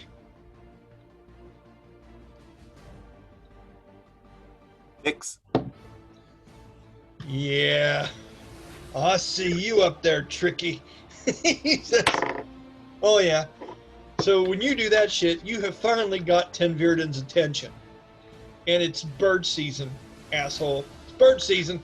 And he's got a stamp, he's got his license, he's ready to rock and roll. Okay, so on that, it is, I believe, Miasha's turn again. So I want to attempt to use my full movement to get as close to Tenverdan as possible. Okay, so what's great is you have this skill, and this is a great thing of it. It's one of your fluid motions where you can go over difficult terrain, Yes. which means bound over top of this rock, and it doesn't take twice your movement because of your dancing ability.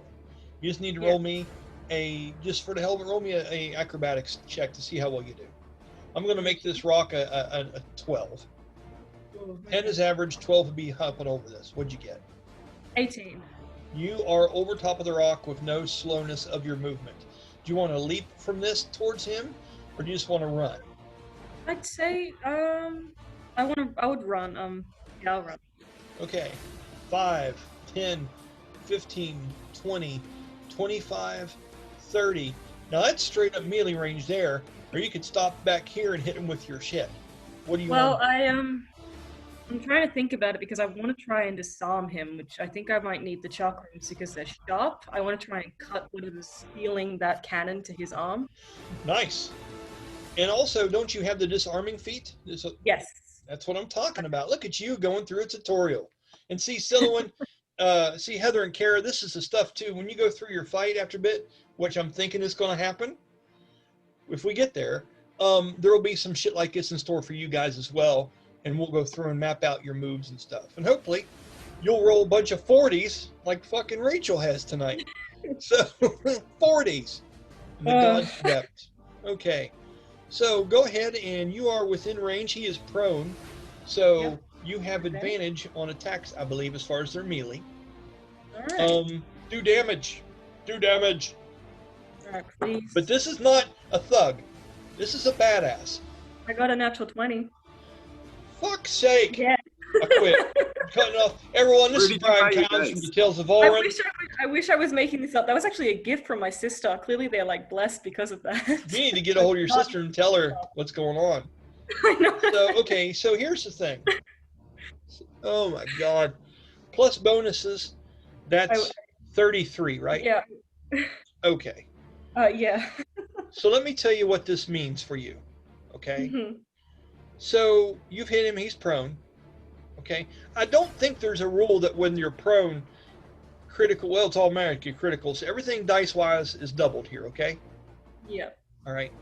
And I'm going to say, because there's little things we do to flavor it up in my version of the game. Okay. So you can add your 1d4 to this for damage because of weapon specialization once per turn. Mm-hmm. Okay. You hit him by you breached him by over 10. Okay. Okay. Which means that you are able to inflict, well, no, he's a different character. You didn't breach him by that much. Yeah, because he's different. Okay. So that would have been, and you got a 33? Yeah. Okay, you got him by more than 5. Oh. So okay. you add another 1d4 to that. Okay. So that's 2d4 plus your 1d. Is it 6 or 8 from your chakram? Because you're trying to cut 6. through the 6, right? Okay.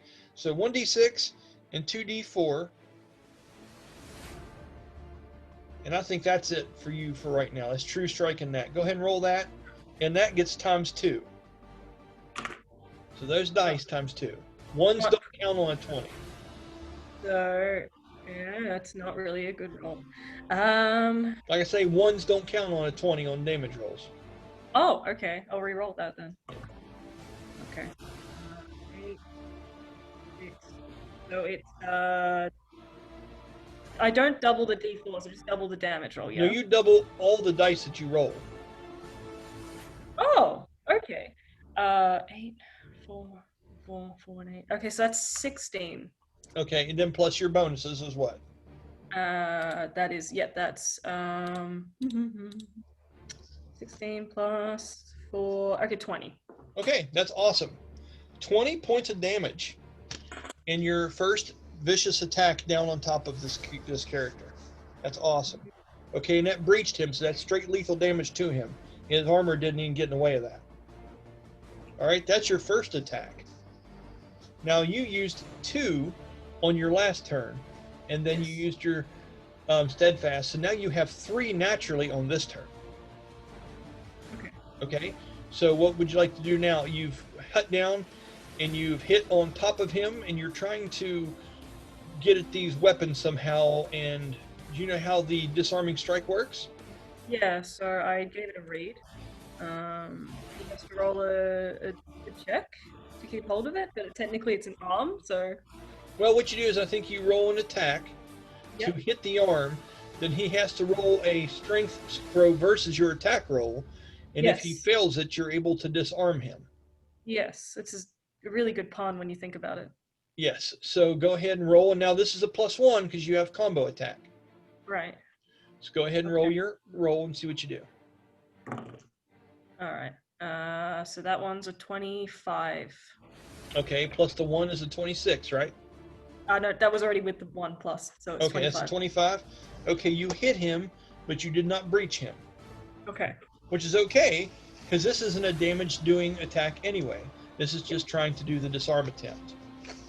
Okay, so you did that. Now I have to roll versus strength to see if I'm able to stop you from disarming me. Now understand, I'm going to do this with advantage because this thing is locked into his arm. Yeah, I had a feeling. It's all right. Okay. It's So I'm going to do Mary. this with advantage to see how we do. And he does look like a strong individual. Okay. Oh, come here, you elusive fucker. This matters. Okay, hold on just a minute. We're on the search for numbers here. Oh, goodness gracious. Well, aren't you lucky today? Aren't you lucky today? You beat him. Oh, you suck so bad. All right. So you're able to, do you want to say you did it with your chakram or with your kick? I'd like to say with the chakram. Okay, so you're able, I'll say it, when you did that, you're able to wrap the chain around the barrel of that thing, and you turned your body and just tried to hip toss and yank that damn gun out of there. Now, when you did that, the chain went up and overlapped his arm, and when you pulled it taut, it released some of these levers that got caught on that were holding it down, and you had saw how that guy was fighting with these levers, trying to get that thing onto his arm, you know? And you thought, man, I'll just unlatch that son of a bitch. And when you did, you pick a direction anywhere in 10 foot, and that is the place where his gun lands. But it has to be this direction because you're pulling that direction. So imagine a cone. And is it 10 foot, or how far was it that you could throw it? I believe it's 10 feet. Okay. Yeah, 10 feet. 10 feet? Yes, 10 feet. Okay. So what are you thinking? I might just throw it all the way down towards the stage. Okay, you want to go, so you want to pull it straight back past you. Yeah. So I'll say past you, I'll say 5 and 10, I'll say it's right here. So just for the hell of it, we're going to do this. Let's go ahead and add a layer. Gun. Enter. Okay, let's do a airbrush mark. Let's go ahead and do it gray. Okay. Oh, I know what I want to do. Hold on. Open. Just 1 second. Tokens.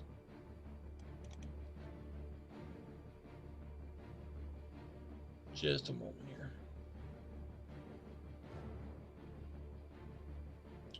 Dun, dun, dun, dun, dun. Yeah, let's do that symbol there. Okay, let me make the right size, and we're going to get ready to add this in. Okay. Oh, good. Just 1 second. Size.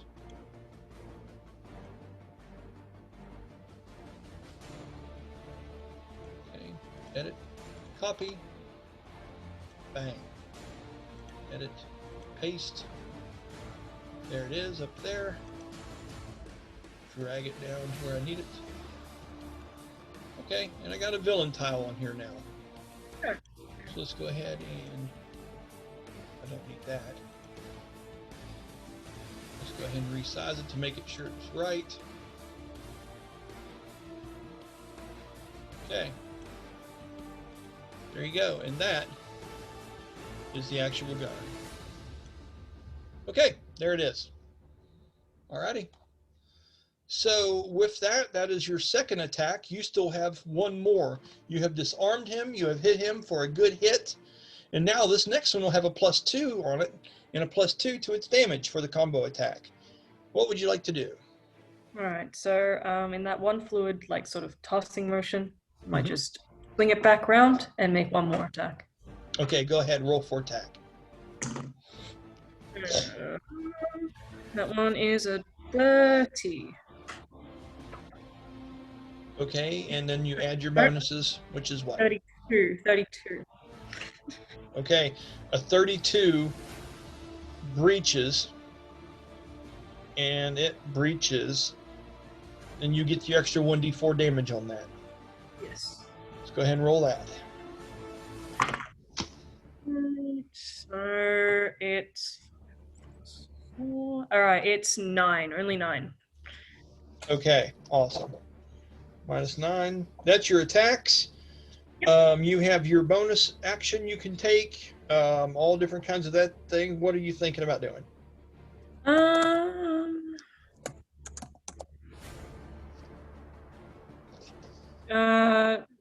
Because I landed the attacks, I gain that bonus action from the combo attack, right? Absolutely. Okay. Alright. So you can hit one more time, and it's a damage. It's a damage and a half move automatically. If you roll a 20, it's a 3 times. I might do that. I might. Now, there's this really cool thing that you can do that's pretty awesome. Okay, you get the bonus attack just because you landed all your regular ones. But on your kick attacks, you are able to do a touch area spell when you successfully land a kick at the end of that kick. Okay. It goes off and detonates with your foot. That's an ability you have. Uh-huh. And if you have a touch attack spell, I happen to have Shocking Grasp. that's what I'm fucking talking about, Miasha. So do your other attack from having your combo with your foot. And if it hits, you know what I'm saying? Which you already rolled a hit with it, didn't you? Not yet, no. Okay. And if it hits, then you get to add the Shocking Grasp spell onto that as well. And he's wearing metal. Oh, sweet. All right. All right. Okay. Roll the attack. So the attack is a 29 to hit. That breaches. Right. That gets past his defenses. You're hitting him in the arms and stuff, and as he's laying there, you saw a spot in his side, and I'd say you're doing like a damn heel kick, bringing it down, just straight down on top of him as he's laying there. Yeah, that makes sense. So it's kick damage, Shocking Grasp damage. Okay. Your kick's 1d8, Yes. and Shocking Grasp, I think at your level, is 2d6, isn't it? 2d8s. 2d8s.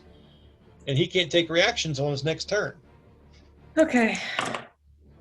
So it is going to be. Alright, so it is 14 damage. 4 of that is the lightning. Okay. Wow. That is awesome. All right, so as you land that move, 20. I know she hasn't needed it, but has she been rolling advantage on these attacks? Yes, I have. Yep. He is bloodied and visibly hurt. Okay, upon that one that you just landed.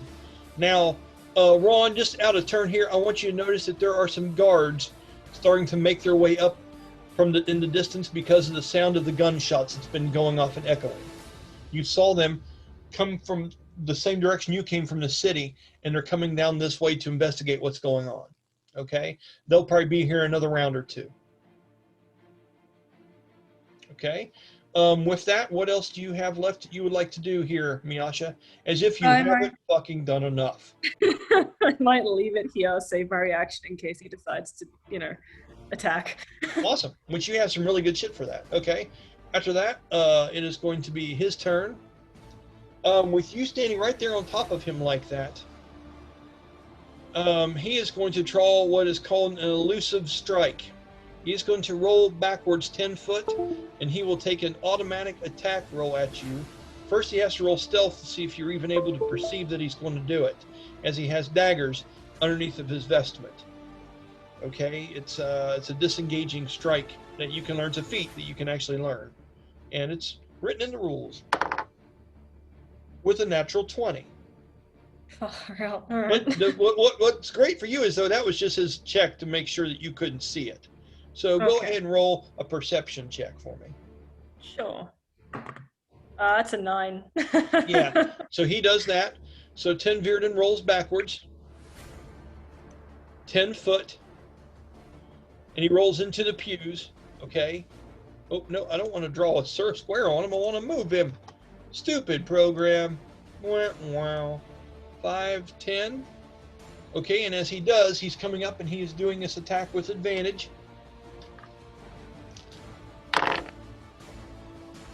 I'm not shitting you. That is a 20 and an 11.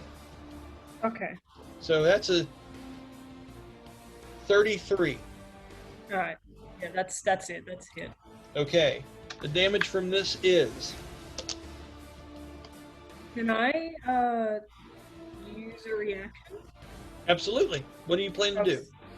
I was thinking about using back handspring to hopefully take no damage, which is a DC of 10 plus the dexterity modifier of my opponent. Okay. So he has to roll to see if he. Okay. Perfectly. Let me see what the damage is going to be first. Okay. It would be 10 piercing. Okay. And when he does that, now you're countering. So this is an awesome little dance that you guys are doing here of this versus that versus this. So to elude this, he has to be able to beat. Or do you have to beat it? Is it a roll he I has have to make? to, according to the action itself, I have to make a saving throw of a DC of 10 plus his dexterity modifier. Okay, you have to roll a 14 or higher. Okay. And it's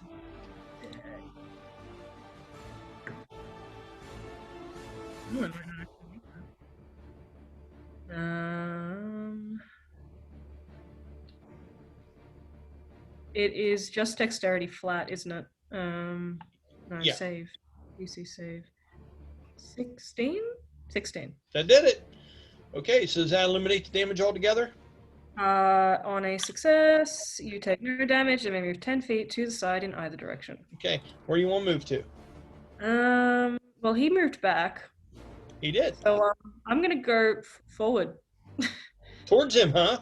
Yeah, because I believe if I make a successful reaction using fluid motion, I can make a kick attack with that reaction. You can because you use the fluid motion. See, this character's you're getting the kit pretty good, Rachel. I know I'm not being condescending. I'm proud of you. That's good for your first time out with her. She's got some fun shit, doesn't she? Yeah, it's once you get it, it's good. Yeah, that's what I'm saying. Okay, Ron, are you catching all this shit? Heather, is your cat taking notes? I know it's up there trying to watch the game. I just want to make sure that the cat's taking notes for you. He's replacing me. He is now Sylowen. Probably add a 1 to dex for that. Okay, so go ahead and do your automatic attack, you freaking ninja. It's 23 to hit. And with him being the way he is now, with the gun off of him, that hits and breaches. Go ahead and roll your damage. All right. Whoop. All right. That's an 11. Okay. Kara, I would like you to roll 1d20 and a 1d4 with disadvantage and tell me what you get.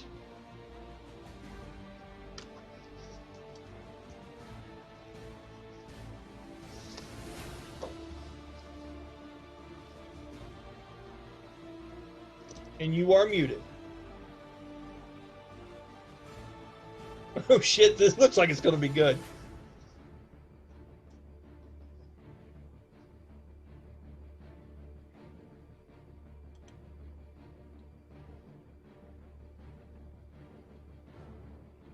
Tension's killing me. And you are muted, Kara. I can't hear you. 2. 21. You rolled a 21. 2. No, she A rolled 2 and okay.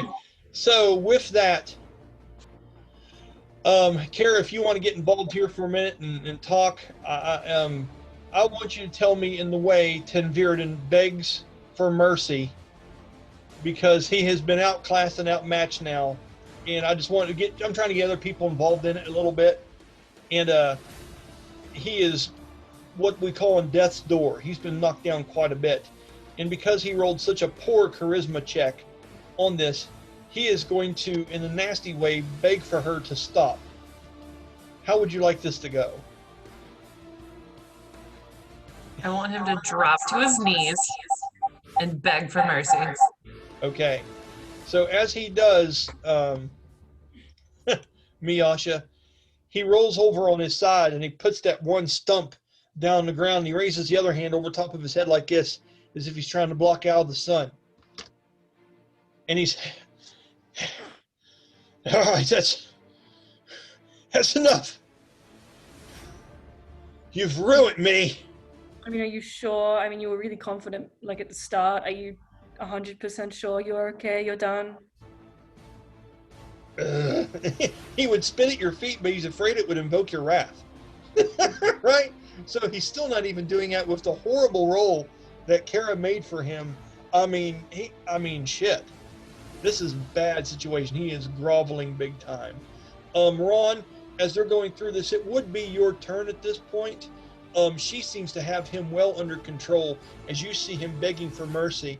And you're kind of curious as to how this Tigress Felidae will react. She has went through here not as a vicious warrior, but someone with expertise and swiftness and savvy, and has controlled this situation.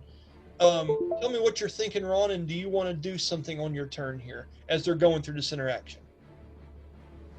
I think I would kind of come down near them and tell her that the guards are coming, and she may not want to spend too much more time here. Okay, so with that in the background, he looks over. He says, "Of course, that's it. You have a guardian angel. Damn the gods!" He says like that as he comes down, lands beside you. I'll say up here, and you have that interaction, Ron. So I will give Miasha and Ron the stage for a minute if you two would like to have a conversation. You can hear in the distance, Miasha, the sound of armored feet that are probably a good 50 foot off, but they are making their way up the steps to this raised platform in the side of the mountain to the second level of the city. What are you saying to Ignatious in this So moment? she sort of looks back to Ignatius, sorry, I beat you on my own, and I'm kind of offended right now that you think that. How dare you? How dare you, sir? I'm sorry, I don't know your name. Just give me 5 seconds. How dare you insist that I need a guardian? She sort of takes a breath. With that, Ron, what's your reaction? And I hope it's as good as the one I'm having internally right now. You're muted. I hate that. Go ahead. Ron has cast silence on himself, everybody. It is tough. Do again. I guess I would be pretty perplexed on what is going on, and ask if she, or I guess I would say, well, I guess you've got this all handled here, and I would kind of head off to the drunken mug, thinking about what I just witnessed. Yeah. Okay. Cool. What are you doing with that, Rachel? Hold on a minute. You know, this is an avian, and this is the second one you've seen in the last several hours. Who are you exactly? My name is Ignatious. I'm from the City of Dreams. I'm a visitor to this town. You recognize him as someone that helped defeat the Frostworm. You were one of the people that was standing by and watching this as it went down from the piers of Skywatch. Okay? You recognize who he is, and you know he took a hell of a hit. For him to be up moving around now is a big deal. Matter of fact, just for the hell of it, roll me a history check, Rachel, to see how much of that you watched. We'll just gauge it with dice. You know what I mean? History check. It's a 14. Okay, so you saw the basics of it. You would know there was a winged person that fought in that, and you're thinking this could be him. Okay. That makes sense, right? Yeah. If you have spare 5 minutes, I'd like to wait with him, but I know I have it in hand. I just an extra person couldn't hurt to vouch for me. You know, not being the assailant in this whole. So she's asking for an alibi. Ron, what are you saying? I would happily help. I witnessed them attack her, and okay. So, with that, the guards approach, and I will go ahead and do a couple things here real quick, folks. Hold on. Got to make a couple adjustments.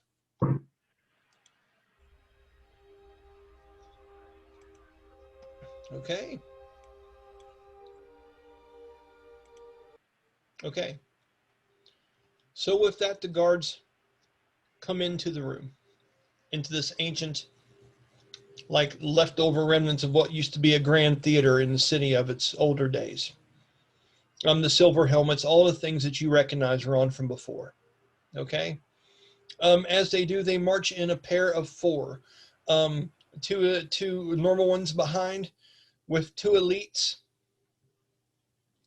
and they come in a V pattern up the steps and into the main way. Both of them lay down long pole arms and point them not towards her and not towards you, but at the second that they see you, Ignatius, they point them down at Tenverdan. Okay? When they walk over, someone very familiar comes up the steps just behind them, and it is Valimar. Okay? Now, this is a good chance to explain to you all who Valimar is. I know some of you have had a lot of interactions with him. He's one of my favorite NPCs. But Heather, Rachel, Kara, I'll explain to you who Valimar is here. Okay? Valimar is who they call him, the Gray Knight. Okay? And he is a early 30s person, a quite handsome man. Did you guys ever watch the TV show Agents of S.H.I.E.L.D.? They did not, you did not, never mind. I have pictures of what Valimar looks like, but he has a 5 o'clock shadow all the time, spiked up hair as if cut by a sword. He just runs his fingers back through it, it's spiked on top. Ruggedly handsome in a way where he doesn't mean for it to be. He doesn't try to be. He would not be in his normal garb now. You would see he would have one arm that is heavily armored with a shoulder plate on it and pieces of armor going down his arm. He calls that his shield arm, but there's no shield. He has like kind of almost like a monk's like sash thrown around his body, and a black and gold cloak that looks like a banner from the city that has a large golden hawk on it that flies over his right shoulder. From that, he has an armored kilt that hangs down and armored boots, and he has a large sword that he holds in his one arm. It's unarmored and completely bare. As this part of his shoulder and chest has nothing on it. Okay? He is the head of the guard here in the city of New Gemdar, in the right hand of King Omadon himself. Okay? As he comes back up to the top of the steps, he parts in between the two that are holding lances on top of Tenverdan, and he picks up a piece of broken chain. He takes it, throws it down at the broken man on the ground. And he says, if that's the way this has to be, Tenverdan, I just need you to understand that we do make them thicker. And we can make them hurt worse. Now, I feel bad for you and your plot that you've had here in the city. But you're the one that threw the first stone. You know you've literally been out and escaped less than an hour ago. And here I find you again on top of my city. Let me ask you something. Wreckage, what would you do? And he gets down and he squats down and puts his hands on his knees. And almost like a baseball coach getting ready to talk to the kid about why he should have slid better. You know what I mean? He's just kind of stepdadding him right now. And he gets down and he looks at him with a cross like that. Looks at him and he goes, if we played by your rules here, and we don't, I'd throw you off of a running ship into the ocean. You could go out there, and if the water didn't kill you, the swim certainly would. I don't think you'd paddle so well anymore with. And he looks up at you for a minute, Miasha. He looks down at him and goes, with just one arm. So do you want me to seek the justice and give you the same trial that you have others? Or do you want me to be fair? And you can just go ahead and put those chains back on yourself, while I sit here and watch you struggle to do it with one hand. Choice is yours. Okay? Kara, roll me a 1d20. I want to see how he reacts, and just tell me what you get.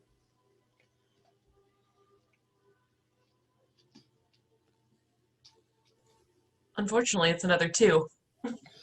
That's great for him. Dude, he is literally like sucking snot bubbles, and she throws this with a, and I just wanted to, but I just take me, just. I'm such a pathetic piece of shit. Just take me. It's a really bad situation. Kara's like, you are a piece of shit, buddy. That's right. So groveling and just out of character for him, he's broken at this point. He doesn't even have the composure after the vicious mockery and the things that Miasha has done to him. He doesn't even have the sense of mind to turn around and shout like, and I'll be back or some shit at you. He literally just grimaces and looks broken and sits there and struggles to put this chain back on himself. Just for fun, Alex, roll a dexterity check for Tenverdan with disadvantage because he's trying to reshackle himself with one arm. And no, we are not making fun of people that are missing limbs. This guy's just a piece of shit. Yes, Rachel. Can I help him? I know it seems like a weird request, but can I help him? You absolutely can help him. Ignatius, you watch this happen. Go ahead, Rachel. What's going on? I'm just gonna sort of, as he's struggling, just kneel down, sort of very slowly take the cuff and fix it for him, and just kind of rest a hand over his and say, I'm sorry that I inconvenienced you. If you have to meet justice, you have to understand that if you can No closer. sentence. There you go. Oh, sorry. If you can live through this sentence, you can turn this around. I'm not your enemy. I don't want you as an enemy. Frankly, you'd make a really bad one if this is any indication. But just pat his hand twice. Just be good, okay? Okay, so here's how this is going to go. I want you to roll a charisma, do a performance check for me and tell me what you get. Oh, Would it be persuasion or performance? Well, yeah. it depends. Was she full of shit or were you telling the truth? Oh no, I was being sincere. Okay. See, but she's good. So this would be a persuasion. Okay, so You it's see what I mean, 25. Ron? I wasn't sure. What was it? 25. Damn. Okay. Heather, roll me a 1d20 and a 1d4 and tell me what you get. It's not gonna be good. I hope not. Oh, actually, it's an 18. Okay. That's better. At least he's not blowing snot bubbles anymore. Jesus, I make this bad guy with a big old beard hair, and shaved head and gun arm, and you guys are just making him an infant here. It's terrible. He has some composure about him, and you can see pride start to swell up in him a little bit once again. He takes his words, and he would say something as he looks up to you as you guys are putting the shackles back on. You have persuaded him by several points here, okay? So the reaction I'm going to give it is he's going to say, well, now get out of this place. If I had someone like you on a ship with me, we'd be unstoppable. There's no amount of coin I wouldn't pay to have you on my side of this when things are done. And there is no amount of coin that would pay me to work for you, but thank you for the thoughts. You'll have time to think about it. I have a feeling. As he says that, he turns and they take him away. Valamar's left standing beside him. He looks at you two for a minute. And he walks up to your character and he gets within about 5 foot of you, Miasha. I mean, he's a tall man of about 6'4". And he looks down at you and you've seen him around. You've watched him and spied on him different times and just kind of watched him. This is a good dude. Roll a history check for me. I'll tell you a little bit about him and then we'll move on. Okay. 14. Okay. So all you know is that he was going to be put to jail for the rest of his life, but he joined and he entered a fighting tournament to prove that he could have won the trophy if he wanted to win it, and he would have never had any reason to have stolen it. So when he fought for his freedom and won the tournament and won that prize, he took it and threw it down at the king's feet and says that was mine even before it was ever gone. You've got the wrong guy. Because he was accused, he was thrown under the bus by a person for stealing that, and he was going to be sentenced to, it was a big, big thing.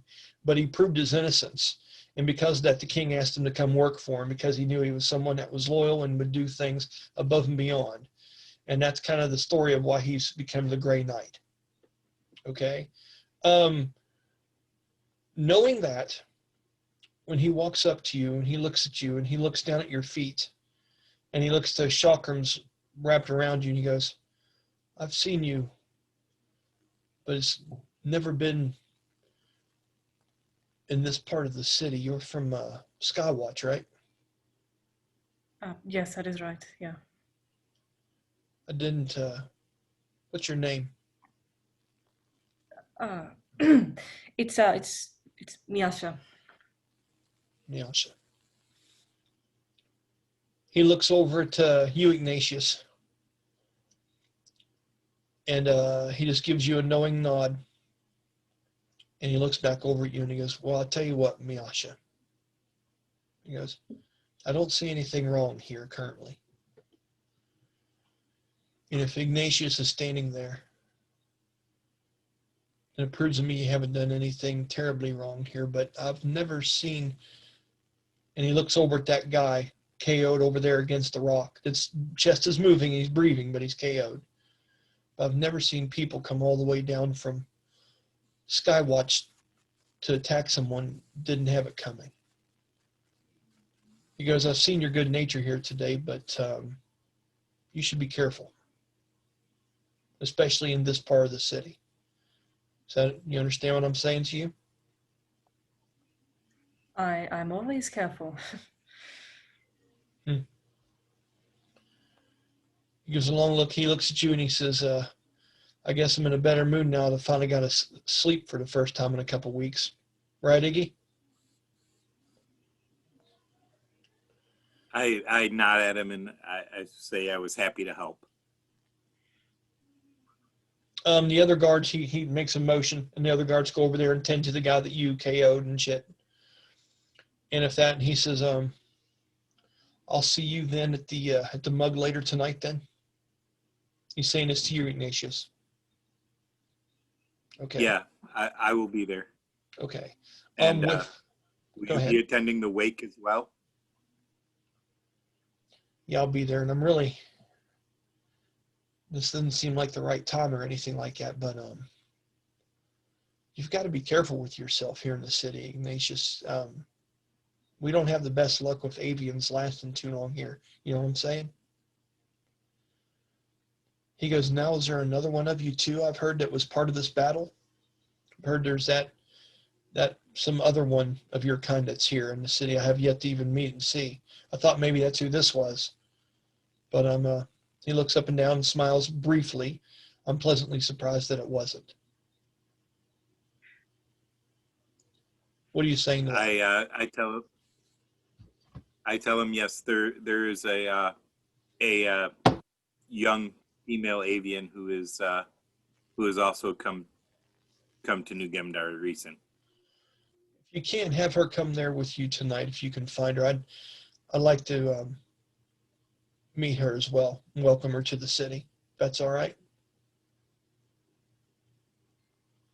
Yeah, I will see if I can find her and invite her to attend.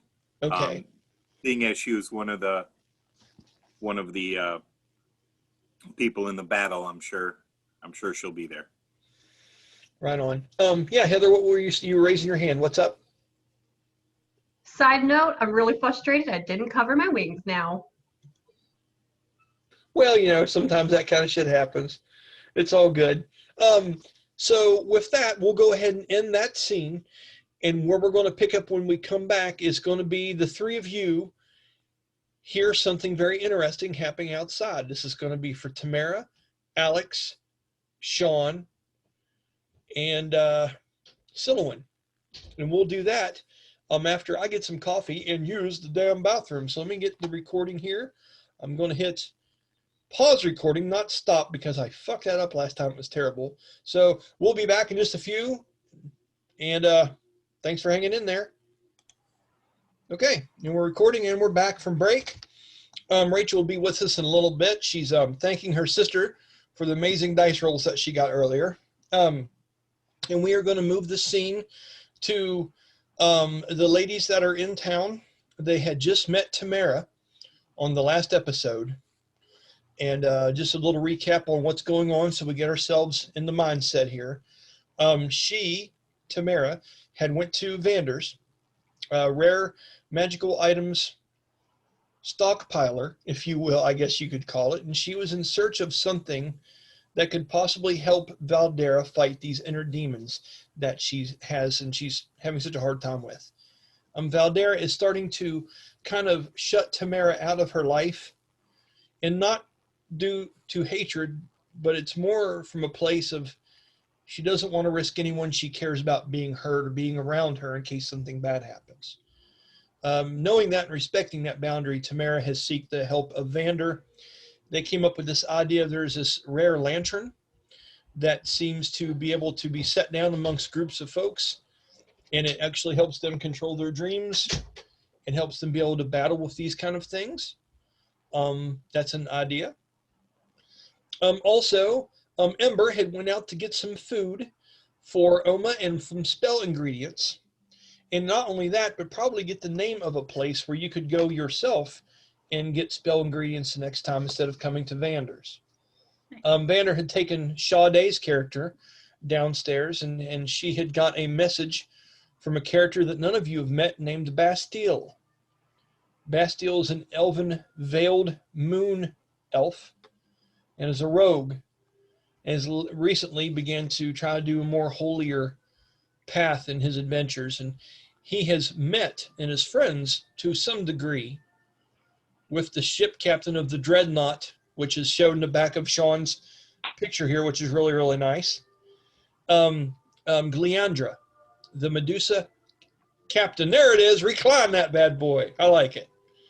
So lots of very interesting things going on here, but Sha-dae has been given this rare item that Bastille believes will help Sha-dae find out who's responsible for these murders, and hopefully keep Gleandra and the crew of the Dreadnought on the up and up in New Gemdar.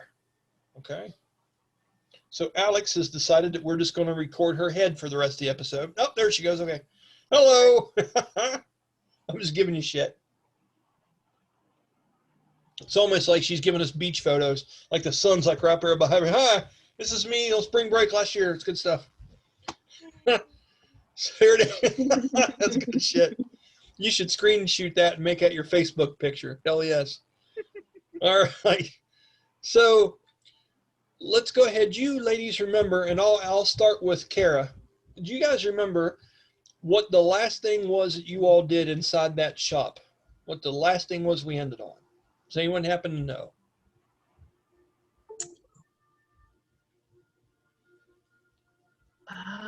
Okay, I'm going to say Sha-dae went.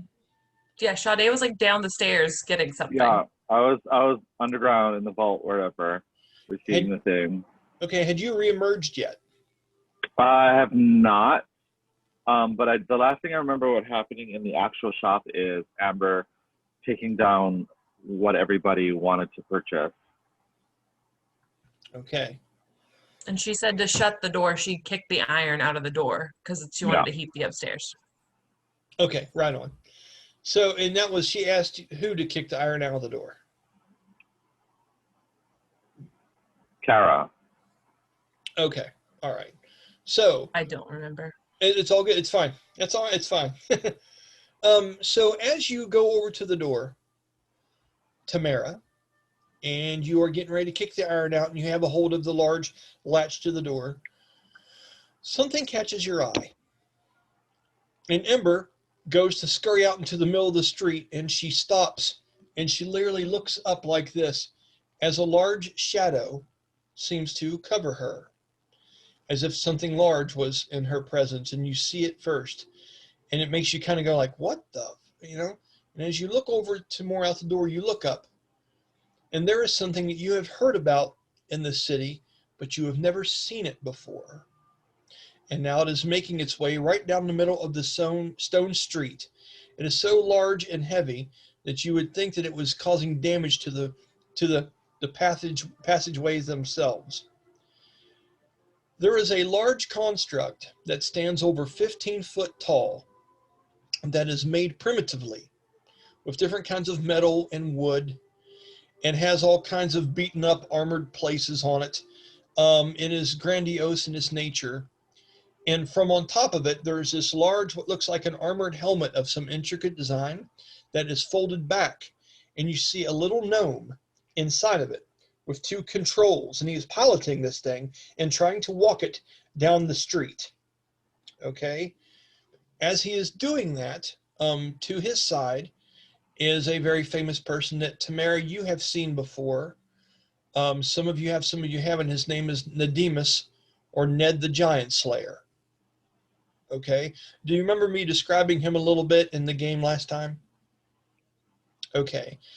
I remember I was saying that Ned and Gwyneth, which is the centurion woman that owns the Heart of the Beast, were friends, and they had fought in the same war together at some point. And they were both war heroes of the last conflict versus the giants from the north. Ned is a large built man with a handlebars gray mustache that hangs down. He would almost remind you of the guy that the senior from Orange County Choppers. He looks like him, and he kind of talks braggishly like him too. He has a large circlet that's on top of his head. And Tamyre, roll me a history check. I'm pretty sure you know what this is. That's a 1d20 plus your wisdom. Or history is intelligence, isn't it, Ron? Or is it wisdom? Intelligence. 1d20 plus your intelligence.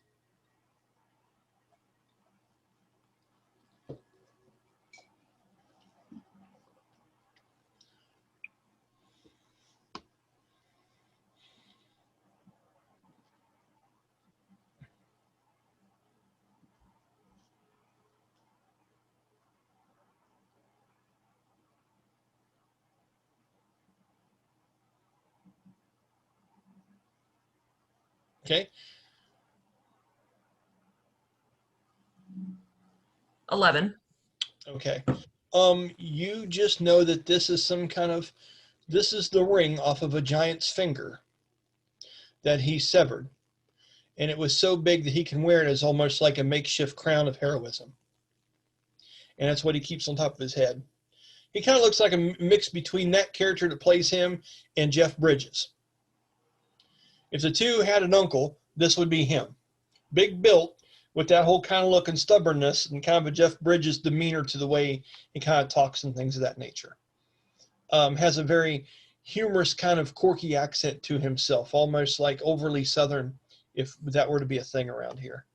And as he guides the construct on down through town, he stops there by the shop, and as he stops, Ember is just stopped in the shadow of this thing, looking up like, whoa, just checking this thing out. Tamyre, you see this. You know this construct is what they call, famously, its name is Artie, although you don't know why. It is simply named Artie, okay? And the gnome that pilots this thing, you are not exactly sure of his name, but what this is it is something that goes around, and it is a game. People will pay money to fight it, and you can get a point tally, and there are several different armored parts that are on its arms, on its chest, on its back that get bashed in, and if they get knocked off of Artie, you get so many points, and they take him to different cities over the world and stuff. And since the battle for the giants is coming, this gnome has constructed him and brought it here for people to go up against as kind of a carnival attraction, kind of a training mechanism, all wrapped into one. Okay? So that's pretty much what you're looking at here. And it comes down, and as it does, it reaches its big, large hand downwards. You can hear the gears and things turning inside of it, and reaches down and just barely touches Ember on top of the head ever so gently, as to just make her hood dent in a little bit. And from on top of this construct, you see the gnomish person. This gnome in human years looks to be about 45 to 50. Okay. Let's just say, for the fun of it, Sean, name a male actor that you think would play a good gnome. Just for the hell of it. If someone else can beat you to it, that's fine too. If someone's got one, That's raise their Peter hand. Dinklage. One Freeman. Hold on. What do we got? You're first, Sean. What'd you say? Seth Rogen. Seth Rogen. Okay. Your Kara, what was yours? Peter Dinklage. Peter. Oh, right on. Stereotyping. Alex, did you say one? Nope. Okay. Heather, what did you think? Danny DeVito, for sure. You know what? In the spirit of things, we did mention Danny DeVito earlier, didn't we? And we never got around to it. I think we got to go with Danny DeVito. Now listen, having said that, I am not a Danny DeVito impressionist. So you're allowed to laugh with me. And I'm just going to try to do a tough guy Brooklyn accent, try to make it a little raspy. And yeah, that's right, Rachel. Just laugh it up. Don't choke on your food while you're laughing at me, making an ass out of myself for D&D's sake. Okay, here we go. You guys suck, Danny fucking DeVito. You guys ever watch It's Always Sunny in Philadelphia? Mm-hmm. He is a genius. Danny DeVito is a fucking genius. He goes up there and he goes, "Oh, that's super nice, kid. If you could just maybe get out of the way. I'm trying to get this down to the town square. So run along now, precious. We got things to do." He says that to her. As she looks up, Ember stands over to the side as the large arm comes up again. This thing lumbers almost like videos of Bigfoot that you've seen, as the large arms swing as it lumbers down the main pathway of the city and rumbles behind it. Sylowen, I would like for you to do me a charisma saving throw. What do I add to that? You add a 1d20 plus charisma is your stat down there at the bottom. It'll say plus whatever below it. And That'll since be a 12. charisma is something that you're proficient in, you could also add your proficiency bonus to that, which I believe is a 3 or 4. 3. That'll be 15. Okay, a 15. You feel the urge to go outside and look at what this is, and it's almost irresistible, but you're just barely able to fight it back. But you can do what you want. I'm just telling you what's going on from your roll. I go as outside. you feel the feat of this going on, and Tamyre is holding the door open. You want to go outside? Yes. As you do, Sylowen comes underneath of your arm, Tamyre, and she's looking like this underneath your arm, just kind of like this, you know what I mean? Sha-dae, at that point, you are just now coming up the stairway. You have this device, and you have concealed it on your person, this bag, correct? Mm-hmm. Just so I know, where are you going to keep it at? I'm going to keep it hidden off my left hip, so that if we do encounter the things that we've been tracking, I can have quick access to it. Okay, sounds good. Oma, where were you at inside the shop when all these things were beginning to happen? I am browsing the bookshelves, but Okay. when I hear the rustle of something going on, I turn to look to see. Okay. Would you go to the door or the window? I go to the window. I've Okay. already cleaned it for you. So Yeah, that's you what I'm can see saying. out. She's already got it going. And they're kind of got the door occupied, and they're taking up that space. So as you go over to the window, you see what I've described. I'll let your guys' imagination kind of take over on this. Gnomes make things that are primitive and complex all at the same time. So this thing is going to look like a steampunk kind of there's no gasoline or things like that here. There's steam power, there's arcane magic infused in this big lumbering construct.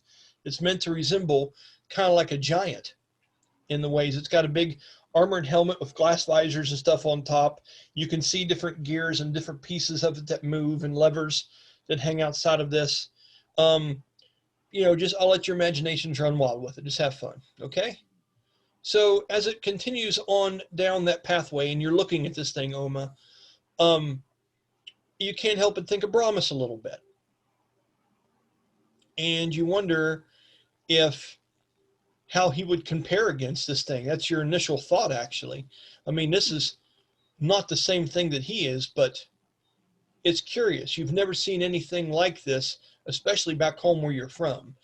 And you see the little gnome up in the top with the flipped back, and it'll be a Danny DeVito looking character, but I will say he takes what hair he has and styles it in points, almost like one of the monkskins from the Wizard of Oz.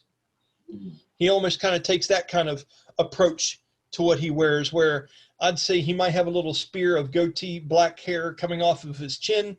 He might have two little ends of a mustache with the middle gone that point out, and the parted black hair would be all pulled back into a point on the back, and it'd be slick head on top. Okay? So get that out of your heads if you can. So as that lumbers on up down the road, so when you're running up there, what is it you're saying as you run to the doorway? What am I saying? Are you just standing there and staring at it with awe? Oh, I am very much like a toddler at this point, and I'm just like, ooh. Okay. As she says that, Tamyre, is there anything you would like to add in this situation before I continue? I yell out the door for Ember to come back. Okay. Ember is looking up at this thing and kind of awestruck. Do a persuasion check, please. That is charisma. 19. Okay. Rachel, I want you to roll for Ember to see if she listens. You're rolling a 1d20 and a 1d4, and tell me what you get. You got to be a 19. Sha-dae would like to quietly walk up behind somebody and just casually mention, "Oh, that's something you don't see every day." Very nice, buddy. I got a 19. Exactly. Okay, so we have a conflict of interest here. You have her wanting to watch this thing as much as you want her to get out of the damn road and not get hurt. Can I help her? Can you do what? Can I help her persuade Ember to get inside? Go ahead. What are you doing? I mean, like, persuasion. Well, you have to say something. Oh, Ember, get inside. What are you doing? You don't know what the fuck that thing is. Okay, so as Sylowen cusses at the small child, go ahead and roll your check with advantage now. So roll another d20 and see if you can get higher. That'll be 17. No. I tried. No, your use of Lowlander's words has thrown her. So oh, come on. I don't know anything about these mortals. I'm just here to have a good time. Right on, man. She saw fuck spray paint on the side of a building, and it's a keeper. It's a keeper, so she's using that all day now. So, and this is a Sylowen we all asked for, so here we go. Alex or something. As that happens, let's see. The creature stops. This large construct stops for just a minute. And you see steam poof out of some of the joints, as almost if it's this large thing is coming to a rest for a minute, almost like a ship that's coming into dock. And as it stands there for just a minute, in the middle of this large stone street that has the fountains in the middle, like we discussed with New Gemdar, this character seems to climb up out of the head of this creature. I'm trying, man, I wrote his name down earlier, and I can't remember. I think it was Xande, Xande. I'm going to write that down. We write that down for me, Ron. Xande, Xande.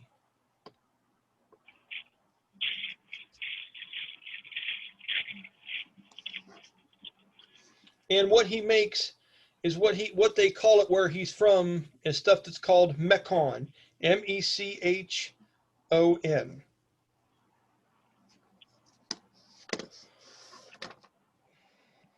Okay, so as Zand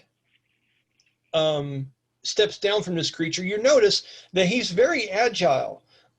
He's a little portly because you guys chose Danny DeVito, so I'm sticking with it.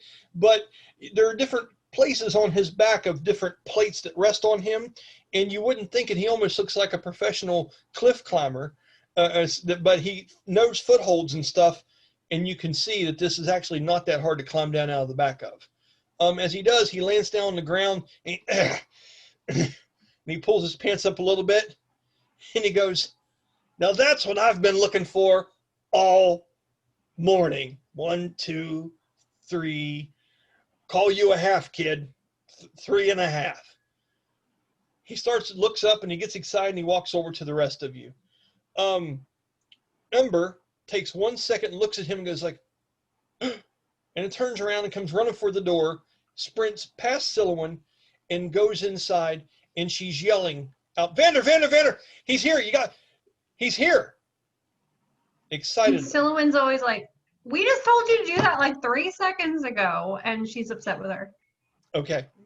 Roll for upsetedness. Okay. So with you, Sean, she runs up and you hear her yelling this excitedly, as if the fucking ice cream truck is going down the middle of the street. You are standing there up behind everyone like, "What are we looking at, dearie? What are we doing now?"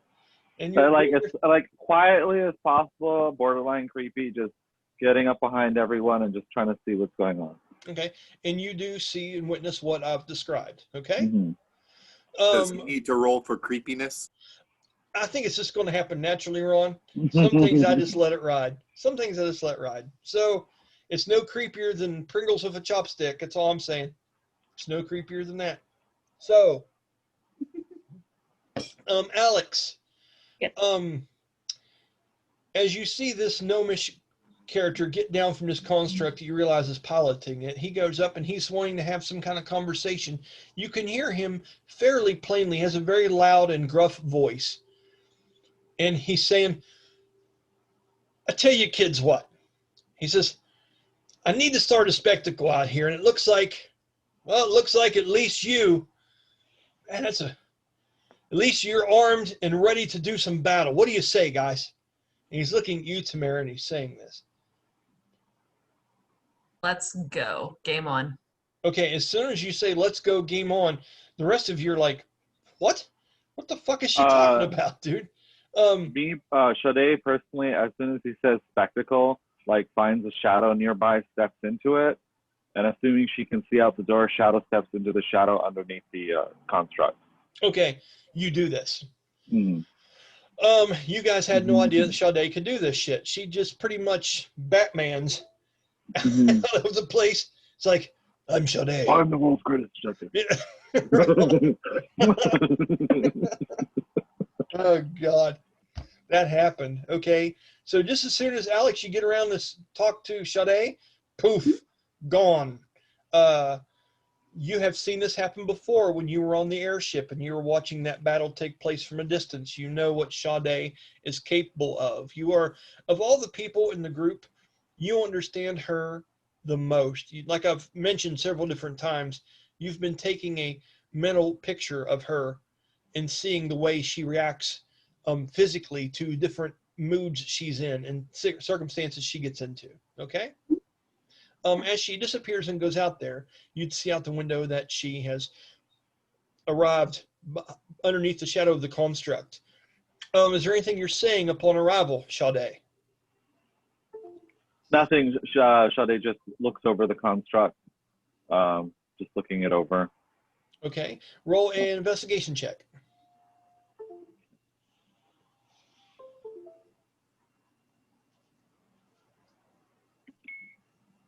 Natural 20 for a total of 27. Damn it. I was getting ready to tell you have no fucking clue, but that changes things, doesn't it? Damn it. Yeah. Taking the wind out of my sails, Sean, but that's awesome though. That's cool. When you turn around and you look to this thing, I will say this, just for flavor, okay, bud, because that's it doesn't get any better in that roll. You have been many different places on the Dreadnought, okay? And I'm going to say there was even a time when you were commissioned to possibly bring this thing to the city yourselves. Gleandra, this thing spent a small stint of time in the city of Ravens, where you guys were built out of, and you've seen this gnomish person before. As a matter of fact, I will say that you have stood by and watched people combat this thing before with that role, okay? It can be fierce, or it can be gentle.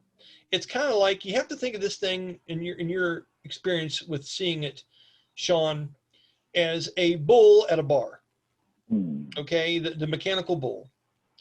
And it depends on the mouth of the person getting on it and how much the operator likes them. This thing may spin and kick it the fuck out of you, or it may go on easy mode and they're just there to make you look cool. Okay, so it has that kind of thing to it. Having said that, you didn't try it out yourself because, one, it would have been too exposing, and two, that's just not your cup of tea. When it was brought onto the Dreadnought, Gleandra did not want the thing on her ship because of the sheer size and weight of it, and she was afraid that the people on her ship at the time would want to fight this thing in the air and would want to fuck with it. And because she didn't trust the current crew, and this would have been, I'd say, probably about 6-7 years ago, she refused the contract. Okay? So a little bit of backstory for you, so you know. That's what you get that roll. You've seen him operate this thing before. You know, roll me 1d4, and I'll tell you 4 things you know it can do.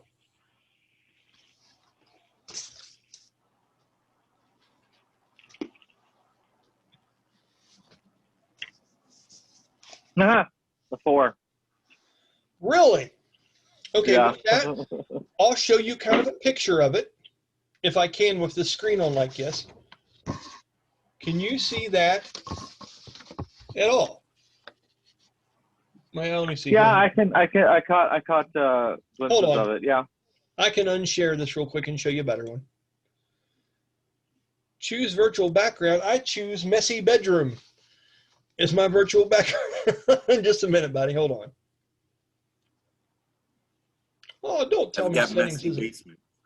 right on. It's not bad. I tell you, we made a step up as far as people in society. I got a shower curtain and hung it as that's my new acting closet door. So it's good stuff. So that is kind of an idea what the construct looks like. You all good with that? Okay. Yeah. Okay. Okay, everyone see that okay? All right. Autobots roll out. Autobots, roll out. Now see, if you would have made the gnome do that voice, I might have been able to help you. But nope, we had to choose Danny fucking DeVito. And let me go ahead and pick another background here real quick, because now I've lost the one I had because, you know, technical things. Oh, I like that. Ooh, outer space. Yeah, let's just do that for a while. Hell with it. Okay. So, it can do 4 things. Sean, I'll let you tell the group this shit if you want to, or you can start giving a display of this because you know all these things.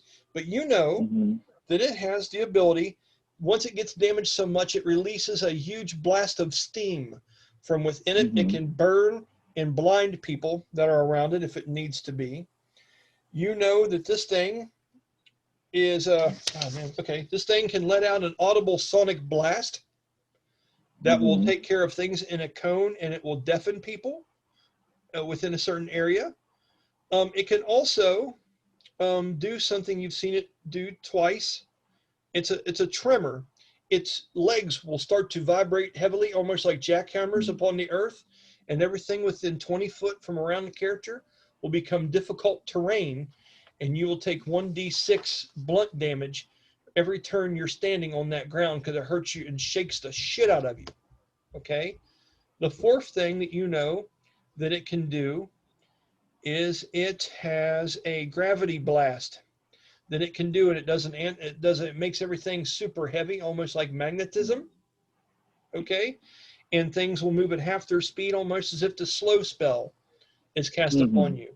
So you know this thing is full of tricks. The thing is that this Zand only makes Mhm. it as powerful as he thinks people can handle. He's only cutthroat and ruthless to people that are real assholes. Okay, that's what you know. And action. After inspecting it for a bit, thinking to herself, I'm the world's greatest detective. She goes back to the girls and is like, well, I'm not going to fight that thing because fuck all if I'm effective against it. But if y'all want to take if you guys want to take a swing at it, I can launch. I'm not going to, and then I communicate several things I've seen it do. Not all of them. Like maybe I talk about like 3 of the things that I know that it can do. Okay.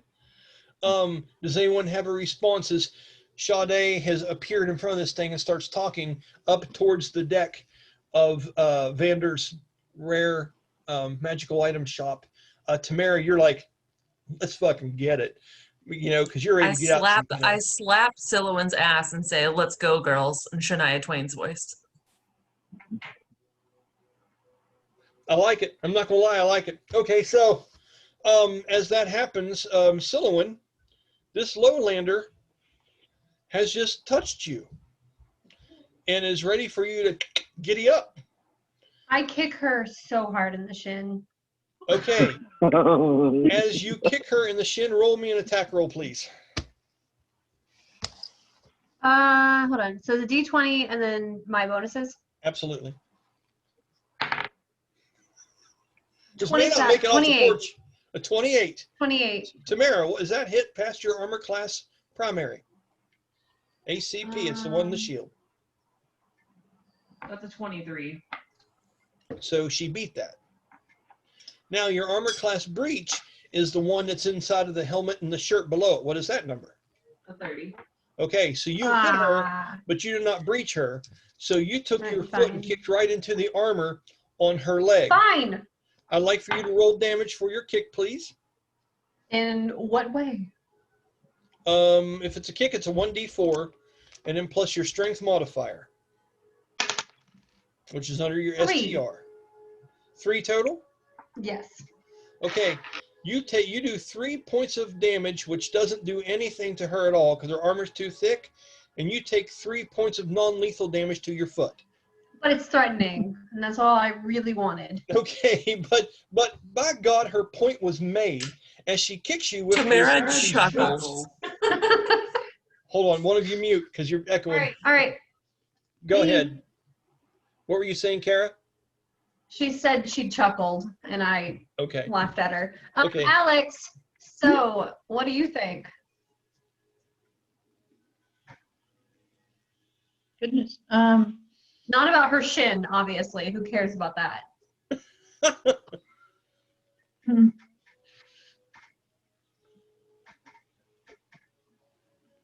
I'd like to see what this thing could do. Okay. As you say that, Vander looks over at you and he says, it seems like your trial with the mask is starting to pay off. And he says, by all means, I haven't had entertainment like this in quite a while. I may bear a little sunlight. What's that? Is it Vander likes to fight people? No, he's going to watch you guys fight people. He's saying, I may bear a little sunlight and walk and step out on the porch for this one. He says, as he goes to walk out the main door, and he goes to the front porch and stands there. He looks down to you and he goes, Zand. Zand looks up at him and takes his chin like that and holds his arms out and goes, buddy. He goes, I can't believe you're actually out there looking at this stuff. You gonna get in? I'll set it on infantile for you. I don't want to hurt that pretty robe of yours and stuff if you want to get into it with me. And he says, no, I really don't have anything to prove to you, nor that loud, obnoxious device that is casting a shadow in the street in front of my shop of all places.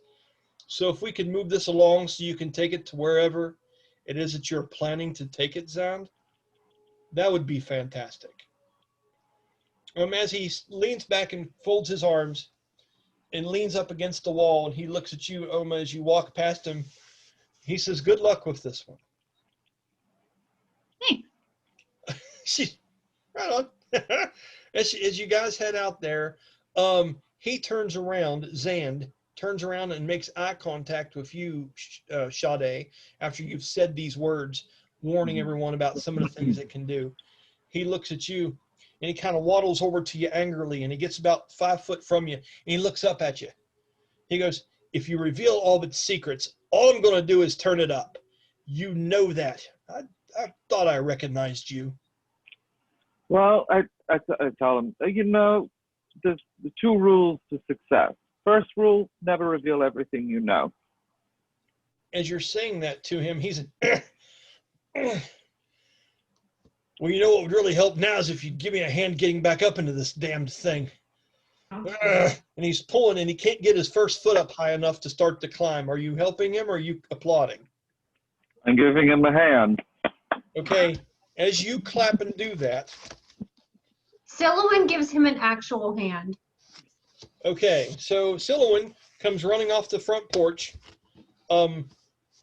freshly smacked by Tamyre as she comes off of the balcony, and she breaks attention running over there. Good nature is a part of what Sylowen is, and she goes over there and tries to put your fingers into some kind of lock to help him up. He looks down at you for a long moment with question. He goes, thanks, but with thorns like those, I wouldn't want to hurt you. And he says, but that'll work. And he sticks his foot up. Roll me a strength ability check, please, Sylowen. Is that a D20 plus my strength? Absolutely. It's a 3. Of course it is. He puts his foot into your folded fingers, and it goes right through. No! You fall down to one of your knees, and you are prone where you are not strong enough to help the heft of this rather beefy gnome looking building. A tiny little gnome. Sha-dae. I couldn't pick him up. It's a 3. Sha-dae rolls her Why eyes. is Sha-dae just... Sha-dae is the voice of reason in this group. Sha-dae rolls her eyes and hoists the gnome up into his machine. If anything, to just get him out of here. You roll strength check, because if both of you fail, Tamyre's going to die of fucking laughter before this even happens. So I want this to go badly. Okay, so that's a 18. Oh, okay. So you help the little buckaroo up the thing. Okay, you give it the first step. He's too embarrassed for words as he scales the rest of it with grunts and unnatural bone-cracking sounds as he gets his hefty little ass up inside of this thing and grabs onto the controls. Why did I have to pick Danny DeVito? I don't know why you did it, but it gives it flavor. So Kind of young and spry. use it. They would have just jumped up there and it would have been fine. Yeah. Could have said the gnome looks like Justin Bieber. It'd been fine. Damn it. Okay. So anyway, Justin Bieber, the Mechatron gnome. Okay, so from that point on, Oma, you see this creature climb the rest of the way up and get inside of this device as its large waist spins on what sounds like some kind of bearings. It almost sounds like those doors that opened up into the city, the great stone doors of workings on the inside of them. You're not sure about this. You've not fought many things that don't have a spirit or soul. This is very foreign territory to you. So as you walk out on the porch, Vander says to you, it's simply a test of your skill. And he goes, be nice to him and maybe he'll be nice to you. Okay? So what we've got here, the helmet's kicked back on this and a crowd is starting to crowd in. On the right-hand side of the road, Rachel, I would like for you to roll 1d20.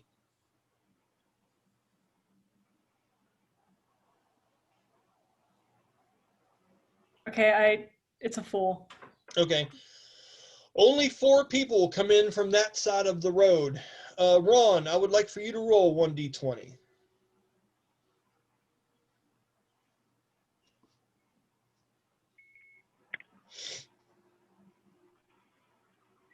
Three. Not a big crowd at all.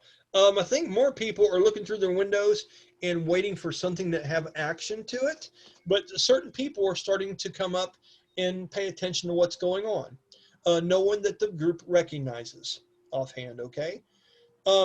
As he turns around, the creature smacks his arms together like this, okay?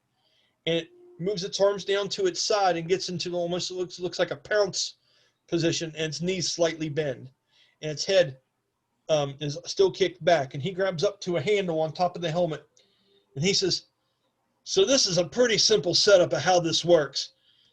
You're going to see some different shields as they were. You're going to see one behind me, one right below me here on the chest. You're going to see them on the arms and legs of this thing. This thing's got sensors built into it, so we're going to take a score. We're going to do this for a certain amount of time, or as much as you can take of Artie." With that, is anyone, no, I'll let it go. He just calls it Artie. You're not sure why. And he says, "And at the end of the time, when I've decided you guys have had enough, we'll see what your score is.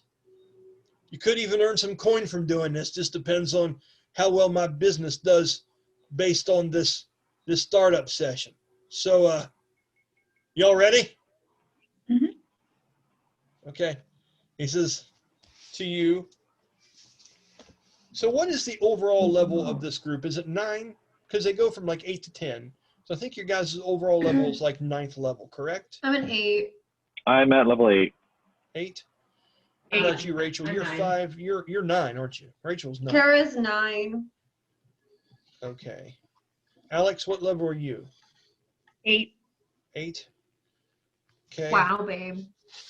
He says, then, okay. He says, "You guys look like scrappers. I'll see if I can make this memorable for you. See you in a bit now. Good luck." And he pulls the helmet down. As it lands, you hear some steam go off, and it seems like it's being suctioned in, and steam shoots out from spots around the neck as you hear the seal gun closes up. Okay, at that point, I'd like to know where you guys are positioning yourself around the creature. You guys are in the middle of the street, and this street is going to be about 50 foot wide this side of it. There's a large water fountain with a statue that depicts a very high-ranking guard that is from the castle of New Gemdar. The fountain is currently off because it is cold out. There's a light snow falling. It's about 38, 39 degrees out right now. The ground is made out of very decorative large stones. Some are painted to depict different symbols. Most of them are hawks and are in black and gold things painted on the floor. There's shops on the one side where there's 3 people. Then you have to go on the other side, and there's shops on the other side where there's 4. 2 of those are sitting around the fountain now, getting ready to watch the fight. Where would you guys like to position yourselves around Art?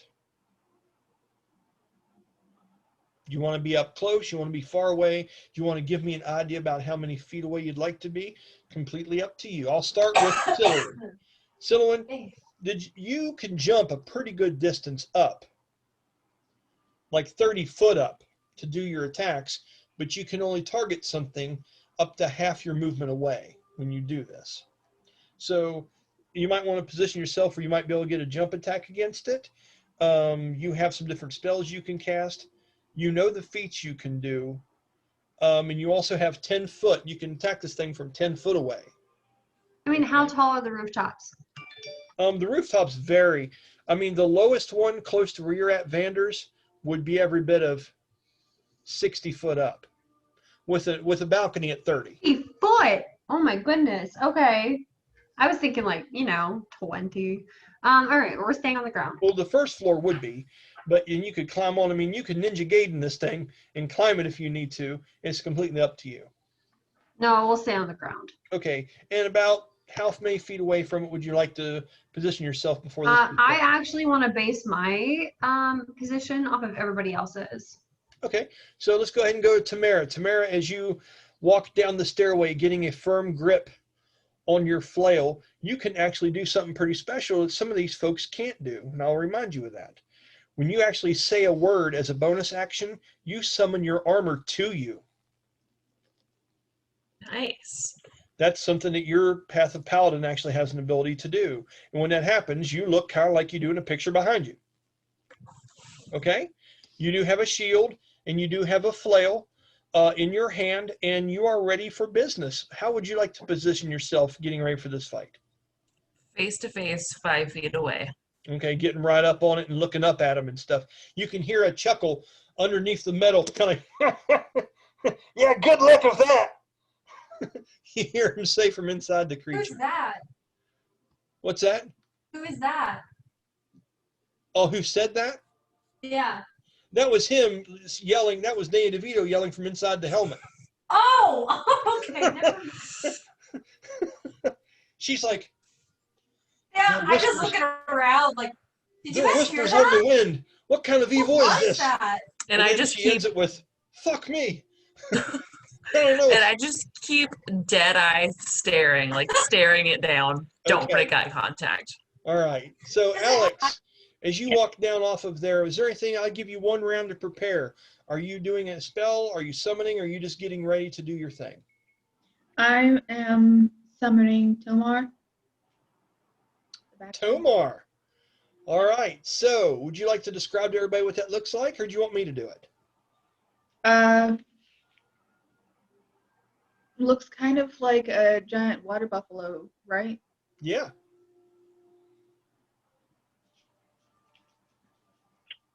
Yep. Okay.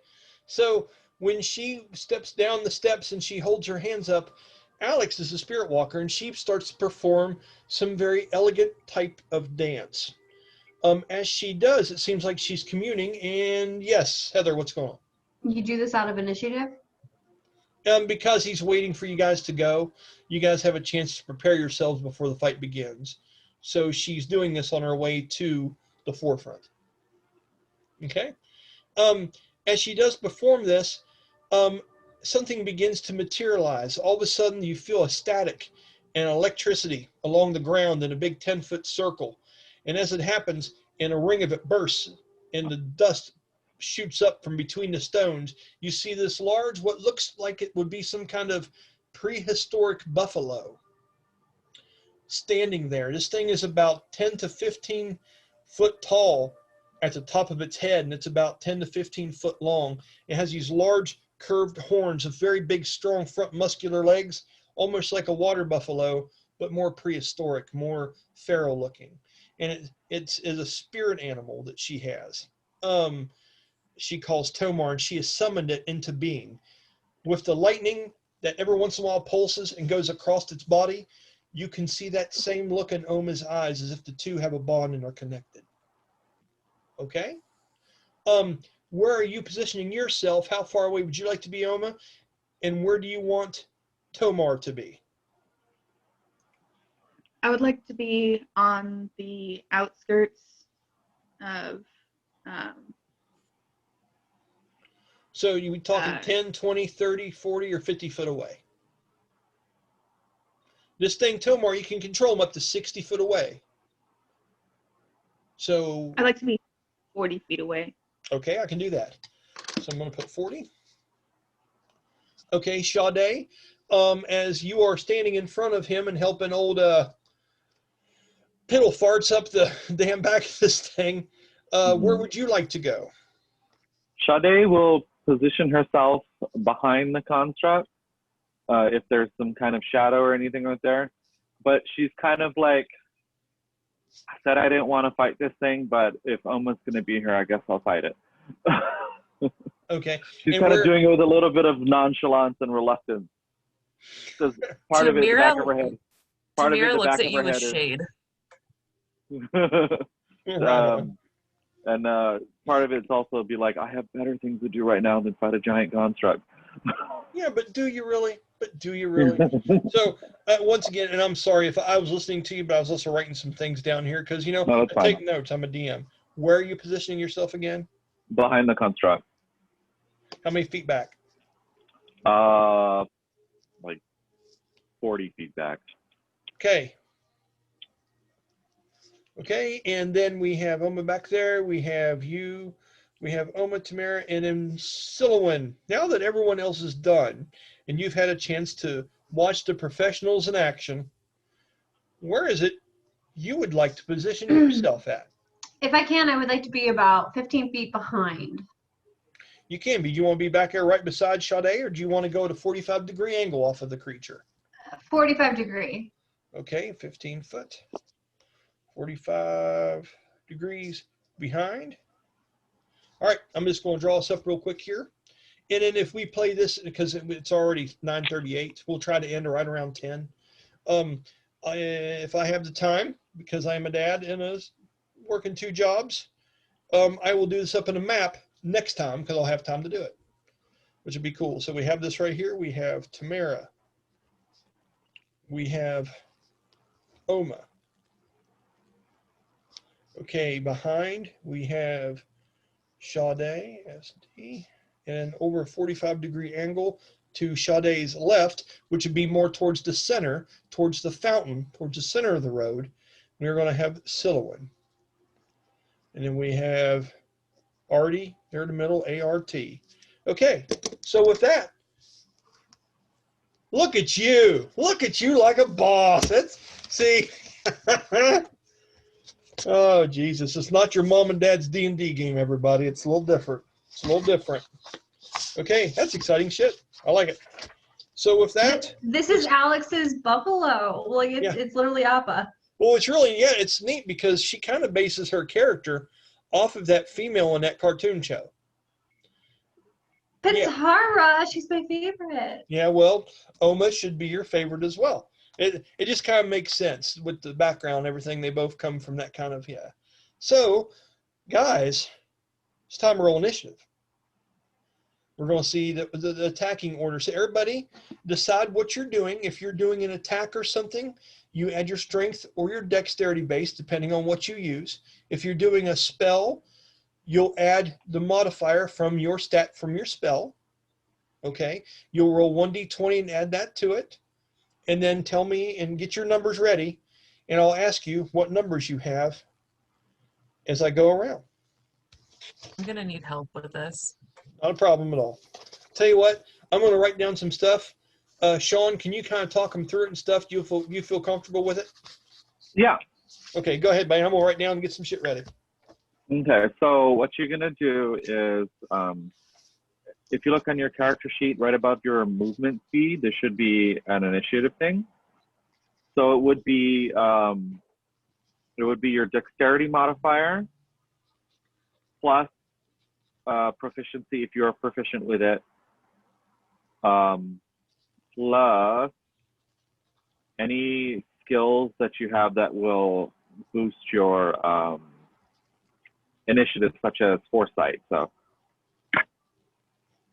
for me, so for me, it would be my proficiency bonus plus my 4 skill points in foresight, and then my +4 modifier to dexterity. So most of my attacks use dexterity. Okay. So I get +11 to my initiative roll. Which is really good. Now on you. Your dexterity is +3. What's your proficiency? She's 8, so she should know. My proficiency is 3. So hers should be 3 as well, since she's level 9, right? I think level 9 goes up to 4, doesn't it? It's still 3? Okay. 3, yeah. So it would be 3 + 3, so 6. And then your skill bonuses, which I don't know what she has as far as skills. Yeah. That would be you, Brian. I don't know. Okay. And that should all be already tallied up on her little box over there on the right-hand side of her character sheet that says initiative. So what does that actual box say on her? I couldn't hear you. My initiative is +9. +9 total. Okay. Awesome. Her proficiency bonus is 4. Right. Okay. That's good. Where's that at? Yep. So Under proficiency bonus at the top. Yep. There's going to be 2 little things. The very top left, you're going to see inspiration and proficiency bonus. Those are the ones that weren't filled out for her. Remember, we made that mistake because it was already a pre-printed character. So you can pencil those in if you want. They're actually on this one. Oh, sweet. Okay, cool. Okay. So your initiative is +9. So D20 + 9. Yep. Yeah. And then you tell me what you got. So go ahead with you, Sha-dae. What did you get? Sha-dae has a 16. Damn! Oma, my dear, what do you have? 20. Hell yes, you do.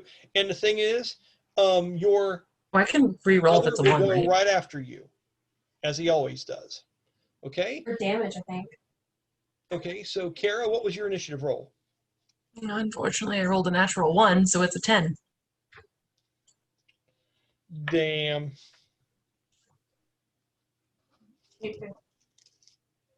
Okay, hold on for a minute. 2016. Oh, Tamyre did a 10. Okay. Sylowen, what did you roll? So I have 15 natural, and then plus 9. Okay, it would be, are you going to use a spell or attack on your, what's your plan? I guess I'm gonna. I'm just gonna attack normally for Okay, now. so that would be your dexterity bonus, Okay. your proficiency bonus, 19, 22. and then any skill points you would have on anticipation. So that's 3. Foresight. Or is it foresight or anticipate? Foresight. Yeah.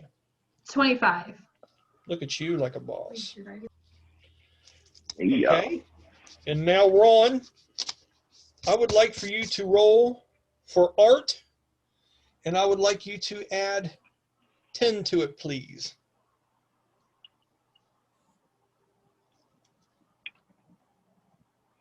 $19. 19. Okay. So the order goes like this. We have the first one going to be Sylowen. You're going to be first. The second one is going to be Oma. Then after that will be Tomar, which is the creature she summoned. Then you will go ahead and have Art at 3. You will have Sha-dae at 4. And so sorry, Tamyre, you will be last place. But, bringing up the ass, it's all good. Not a problem. Not a problem. You've got Sylowen definitely chuckles about that. Absolutely, they do. Absolutely. It's because you kicked her in the shin, that's why. Yeah, her foot, her shit. It's a dirty trick.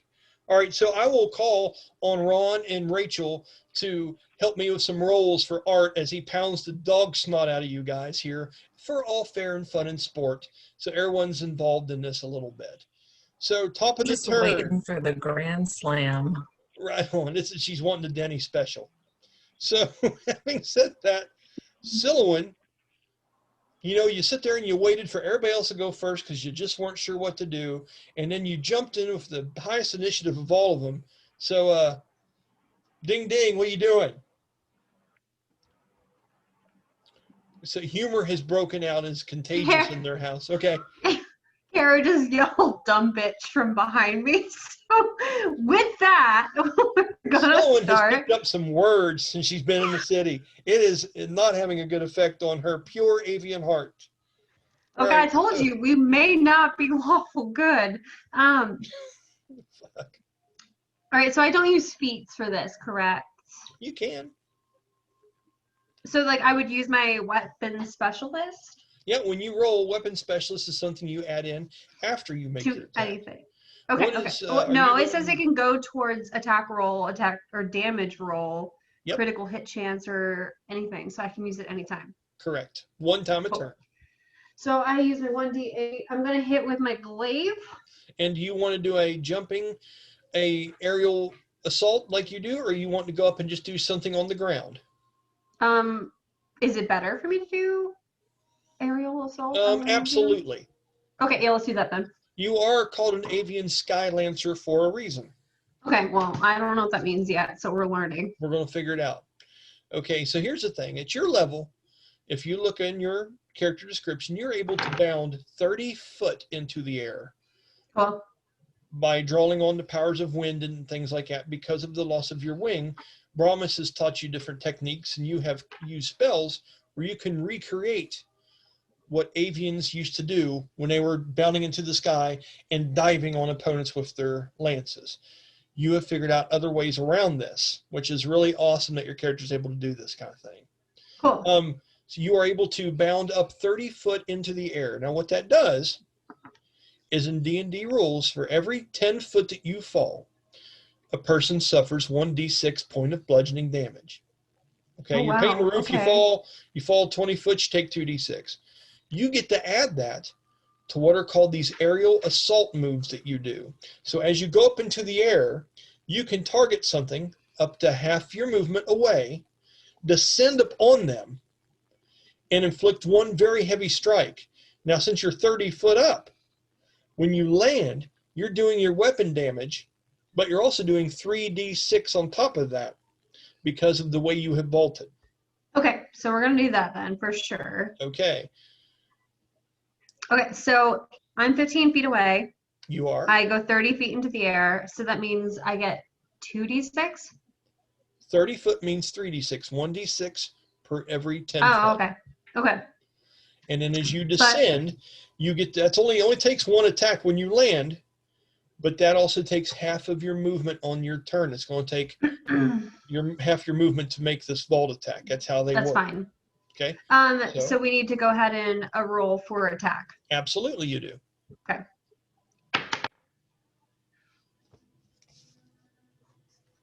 That's a nat 1. Okay. And we're starting it off right. Dude, and everyone heard that shit too. Everyone heard it. It was all good. I'm gonna throw All my right. D20 at her fucking head. I don't know if you know this, but Rachel looks very unimpressed by you. she didn't realize she was Yeah, still she's putting the like, depression up there. She's like, oh, I only like throw 36s, so like your nat 1 is sad. that's what it is. It's always a What do competition you want from here me? in the world of D&D. Yeah. So, nat 1. So I guess altogether, it would be like what? A dexterity 12? check with disadvantage. All right. Is that a 20. D20? Well, tell me your lowest one. 9. 13. 9 plus 4, 13. 13, okay. You fall prone when you Damn. land. You miss the attack. You're able to keep a hold of your lance, but you do fall prone and turn your ankle and land 5 foot right in front of the creature. Now, you have options. Although Tamyre is laughing at you hysterically from in front of it, and her voice is echoing and bouncing off the chest of this creature, like audibly in front of everybody, you had to use half of your movement to do this vault. I forgot I had weapon specialist. I could have used that, couldn't I have? You know, natural one's just kind of fucked. There's not really a lot you can do. Oh, I didn't know if it worked for a save throw. Sorry, never mind.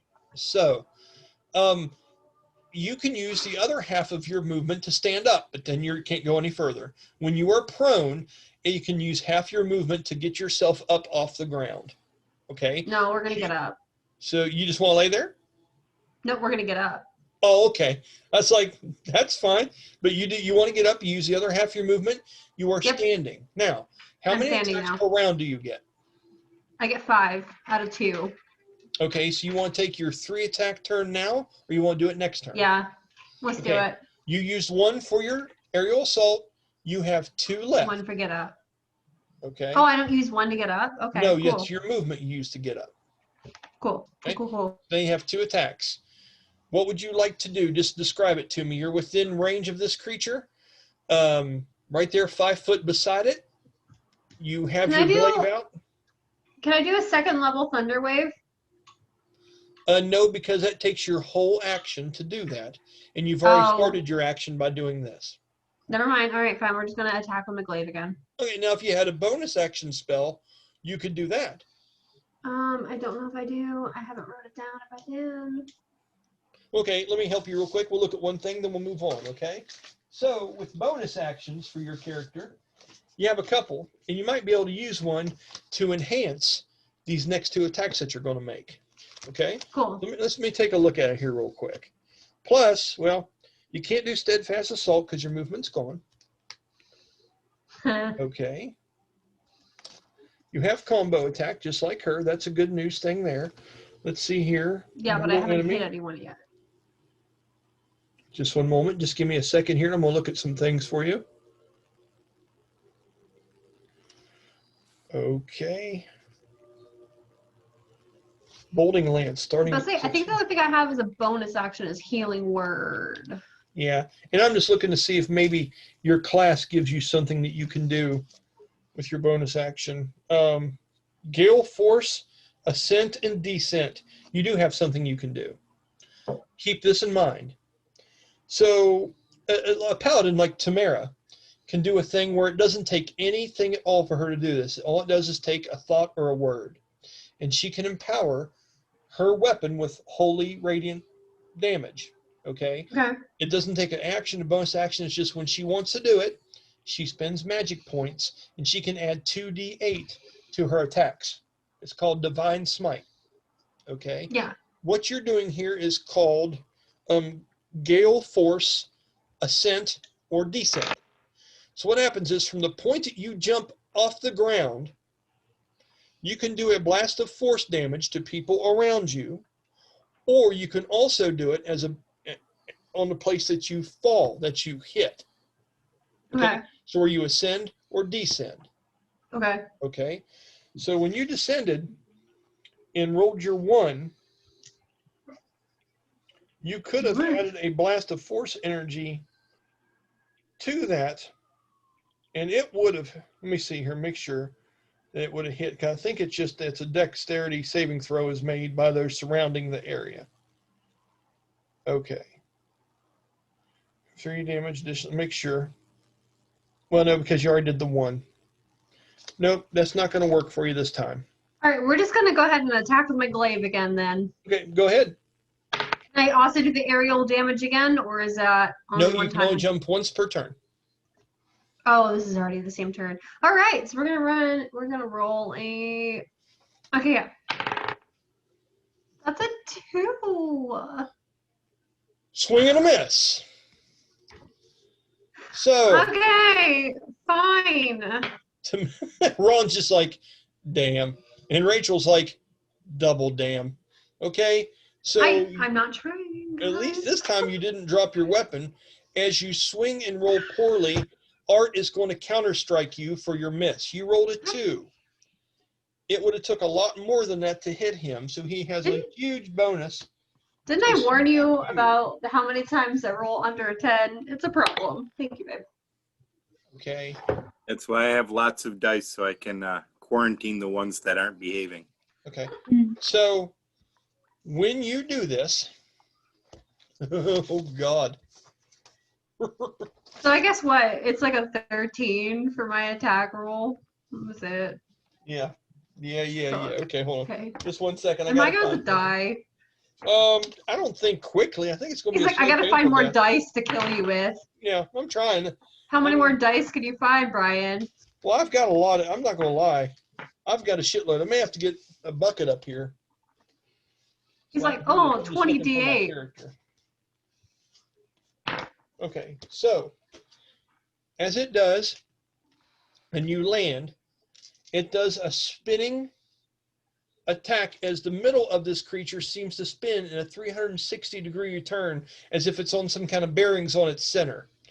As you miss it, its arms come out and it does a spin attack. I need everybody that is within 10 foot of this creature to roll me a dexterity saving throw with a DC of 21, with a difficulty class of 21.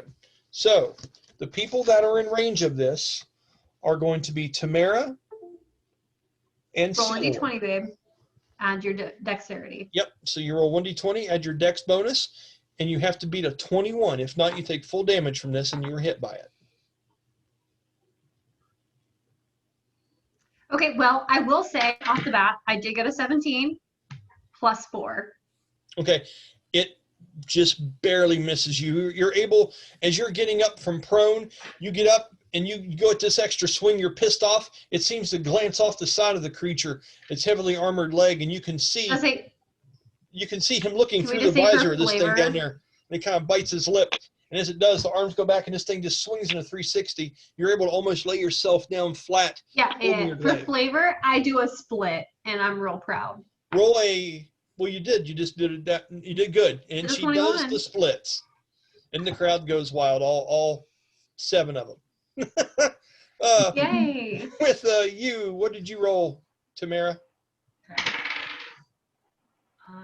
10 plus my dexterity is 313. She got 13. You got wham basted. So this creature, this construct, what it has when it fights, it has a long oaken pole that has two metal balls on the end of both ends of it that have like lumps, like not really sharp spikes, but like lumps that make this thing look like it's two big boxing metal gloves with like spikes on them on the end of this long pugilist-like pole.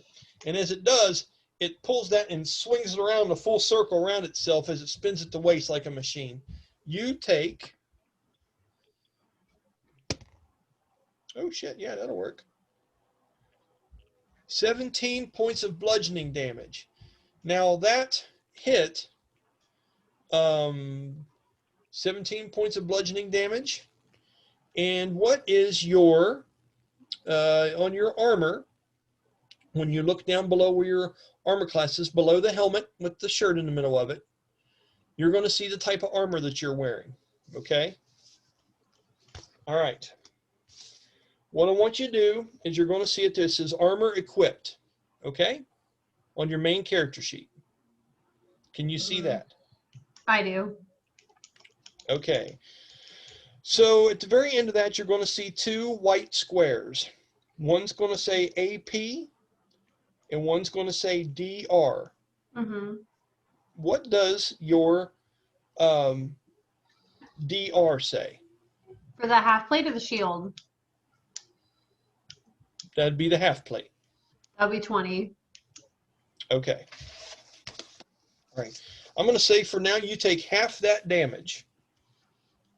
Okay, so whatever that number was that I rolled earlier, it'd be, how much was the total damage? I said again, Sean. Geez, I don't know. Yeah, I think it was 16. Okay. Yeah, 6, 8. You take 8, babe. So you take 8, Kara, and until when you pass, you were not hit at all. So you take. I just barely passed, yeah. Okay, you take 8 points of lethal damage from that hit. You're still on your feet though. It did not knock you over at that point. Okay. What do I subtract that 8 from? From your hit points. Yeah, what you do is there at the very bottom right-hand side of your character sheet, just keep track of it for now. Just put a -8. Oh, no. You see at the top where it says max HP at the very top, where it says 105? Yeah, in the heart. Mm-hmm. So yeah, I you just keep it subtract on, 8 from that. Yeah. I got it. And just keep it on scrap paper. You don't have to erase everything on your character sheet every time. It's just something you want to tally to the side and let us know when it's getting low, okay? All right, after that, you had one more attack, I think, Sylowen. Can I hold it for my next turn? You cannot. Because I can do, wait, I can't do 3 on my next turn and 2 on this one? Well, you already went up to 1. You can, yes. You can hold it for your next turn. Okay, cool. That's what I want to Okay. do. All right, so the person going after you, and you can't move anymore. You've done that. You have a reaction left, so keep that in mind, okay? And Hold on, let's see. I think there's like something I could do when I react. Okay. And while you're looking at that, we'll go ahead and move on to Oma. Oma, it is your turn. You saw her going for a lance, and I don't think you've ever seen something so ugly in your life. She'd come out, did a 1 on the first roll, and then as soon as she was done, she's like, fuck out, I'm going to show you. And then she got a 2. I'm not happy about how you described that, but okay. Oma, she's like, that's She redeemed herself with the splits evading the swing. You know what? Yeah, it's true. The splits, you got it. That's good stuff. I cast pom-poms on her, and she's like, good stuff. So, going on, you are up, Oma. What would you like to do, young lady? Okay, I would like to. Can I use? Oma's like, I would like to rage. Can I use steadfast assault from this distance? Now, understand that steadfast assault gives you extra attacks per round by not using your movement. So I don't think it is what you're wanting to use right here. Steadfast assault is a feat that lets you swing more times on your turn because you're subtracting your movement from that. Yeah, I wasn't planning on moving. Okay, so yeah, steadfast assault is just something that gives you an ability. So it wouldn't be anything that's relevant from being 40 foot away from the creature at this time. Okay. Alrighty. Then I would like to go ahead and cast Sacred Flame. Okay. It is within range of that. And have you done anything to your Sacred Flame spell?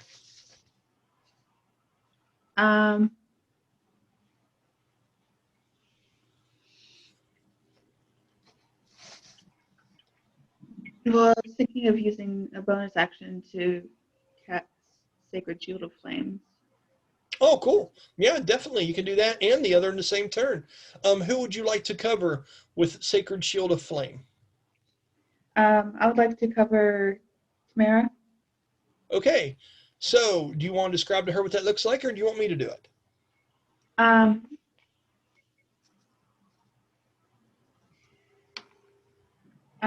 can go ahead and do that. Your Okay, character cool. a shimmering shield made of radiant energy that protects and defends a target of your choice by increasing their ACP by 2. Additionally, when the spell is cast, a pillar of flame-like radiance descends upon any adversaries that are within 5 feet of the target. Okay.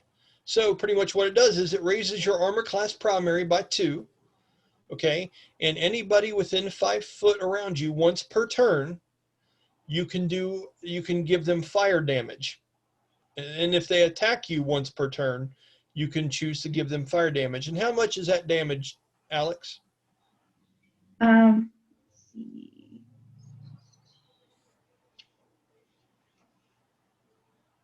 1d8 radiant damage, which increases by an additional 1d8 at levels 5, 11, and 17. Okay, so you do 2d8 then. Yeah. Okay, so yeah, so once a turn, if somebody's within your range or they try to attack you, this flaming shield that you have in front of you now will burn them and give them 2d8 radiant fire damage. Okay, plus your armor class goes up, so Oma is casting a protective spell on you as her bonus action, which is awesome. Now you have your regular major action. Alex, what are you doing with it? Casting Sacred Flame. Okay, it has a 60-foot range, and is it just a basic version of it, or is it the enhanced spell? I can't remember.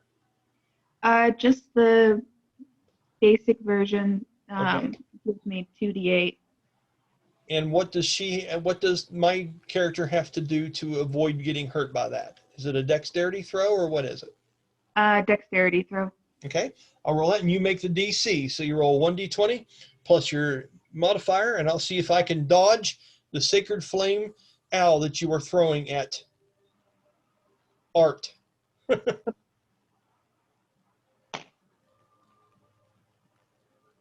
25. Damn, no, I can't. It does full damage. Go ahead and roll damage for your Sacred Flame. Oma extends her hand, and from underneath her sleeve, a small owl that looks like it's made of radiant energy seems to fly out and streaks towards the creature. And when it does, it lands on it in a burst of flame that seems to lick around the armor of it and get inside the inner workings of Art the construct and burns it from the inside, as you see panic on the face of Zand through the glass visor of this creature as you look around panicking as you see some smoke billow up. What's the damage, Alex?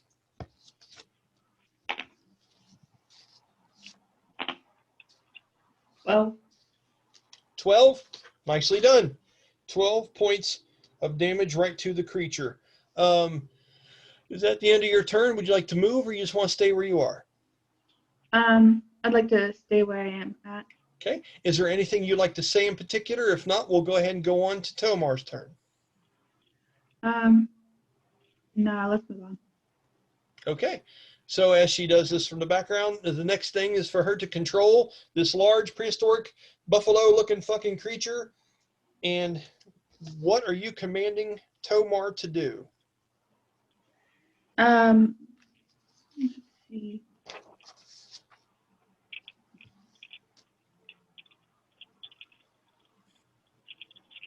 The good news is, Heather, it can't get anything but up from here, so you're good. You've got the worst out of the way. Stage fright's done. You're good. A 1 and then a 2 in a row. Are you Well, the next kidding ones are going to be me? 3 and 4, and that's significantly better. I mean, if you just scale it, Shut the fuck up. it's got to be good stuff. It's got to be good stuff. Can I cast Thunder Wave at it? Absolutely, you can. Cast your Thunder Wave, yes. So you can target that, and what's it got to roll versus that? Is it Constitution? Yes. Okay, so what's cool about this is that things like that, Constitution-wise, don't so much affect it as they really hurt Zand up inside. Okay, so you're hitting this shit at the root of the problem. So go ahead and roll your DC and let me know what I got to beat.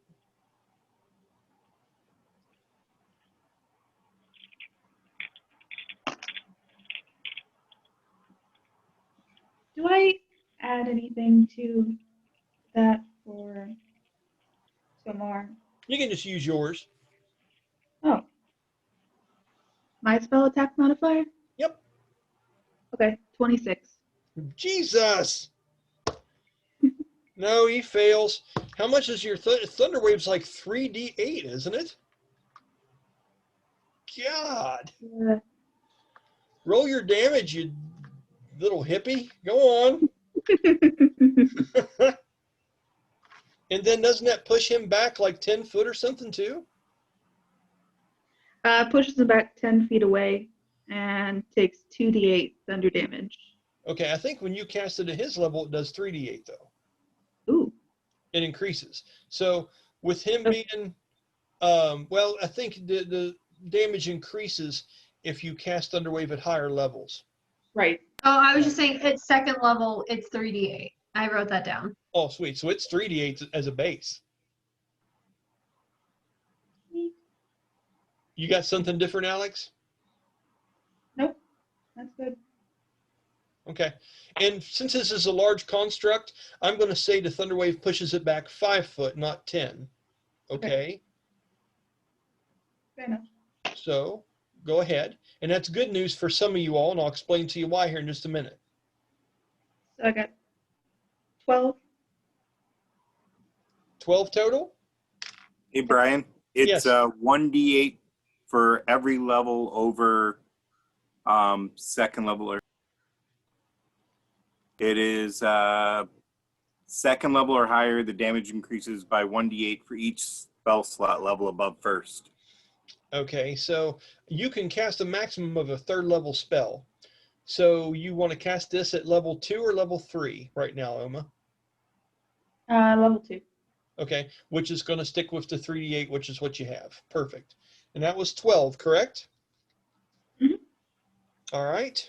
And I'm going to move him back 5 foot from the reaction of that. Now, here's good news.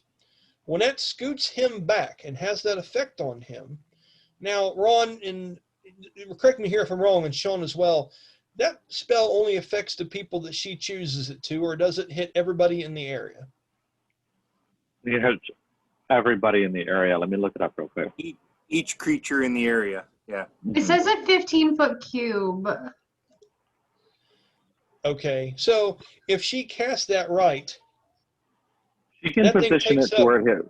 that thing Yeah. takes up 10 foot of space. And if she casts that near the back of the creature, that's The going to range affect, itself. yeah, so that's, okay, so that's in the range as That's well? straight up from her. So it The range comes out straight itself, from. it's 15 feet around her. Okay, so well, she's casting it through Tomar. So we're going to So say 15 feet Tomar would around charge her. up into this and cast it.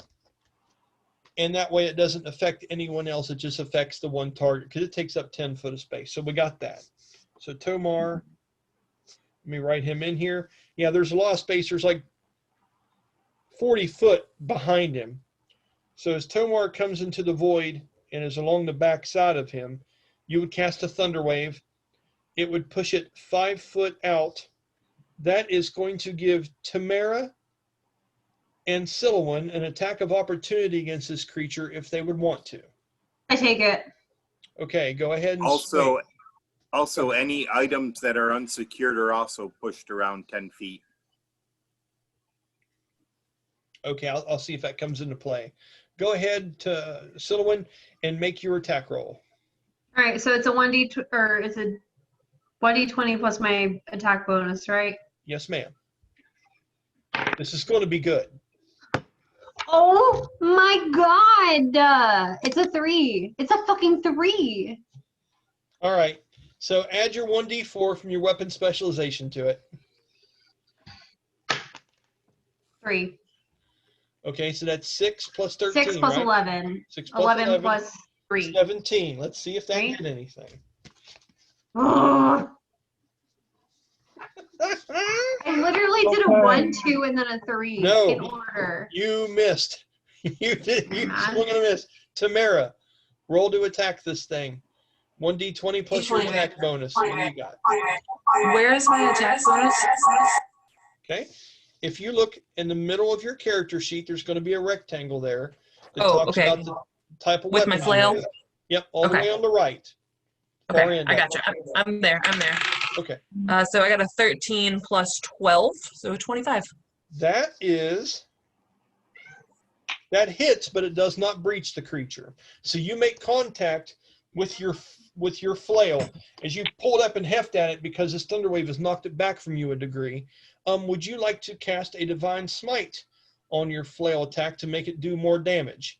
Rachel Absolutely. says, "Fuck yes!" Now Everything. What happened? you can cast. I think at your level, you're level 9, and I believe I think you can do like a first level divine smite is 2d8. You could. Okay. And what? You Go could- ahead, Rachel.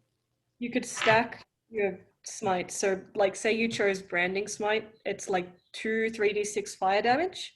And as a bonus action, you can use divine smite, which does an extra 2d8, and then amp it up, say, like 3 levels. And then you're doing like 5d8 radiant, 3d6 fire, and then the weapon's base damage. Yeah. Now here's what's cool about that. Normally on your turn, you can do those things, but as a reaction to hit something moving away from you, I can only let you do the one that's a freebie, which I get what you're at, Rachel. So listen, Kara, in the future, when you get ready to knock a shot something, you want to talk to Rachel. Sorry, I got You guys so want to get together excited. and figure out. Paladin's my- But yeah, in this situation, Sorry. you can know it. I get you. So at your paladin level now, I think you can cast 3rd level spells. Divine Smite is 2d8 level 1. So you could cast this at 3rd level. It would cost 3, 5. It would cost you 7 magic points to do this. You want to make a note of that. And you can do your weapon damage plus 4d8 to this creature when you hit it. All right, The so I power of the roll. Lord compels you. Okay, y'all, I don't think you know. I'm like super new at this, so you're gonna have to be patient with me. I do know. It's perfectly fine. So I understand. I'm gonna roll 4 of my d8s, and I'm gonna add what to it? Okay, and then your normal weapon damage, if you just hit normally, your weapon damage, I think, does 1d8 plus something. It's right Plus there beside 7. your attack number, which is what? It's 1d8 plus 7 is Okay, my normal. you normally do 1d8 plus 7. Now you're adding 4 more to that. So you're going to be doing a total of 5d8 plus 7 to this creature with this hit. 5d8s, add those together, and then add 7. That's right.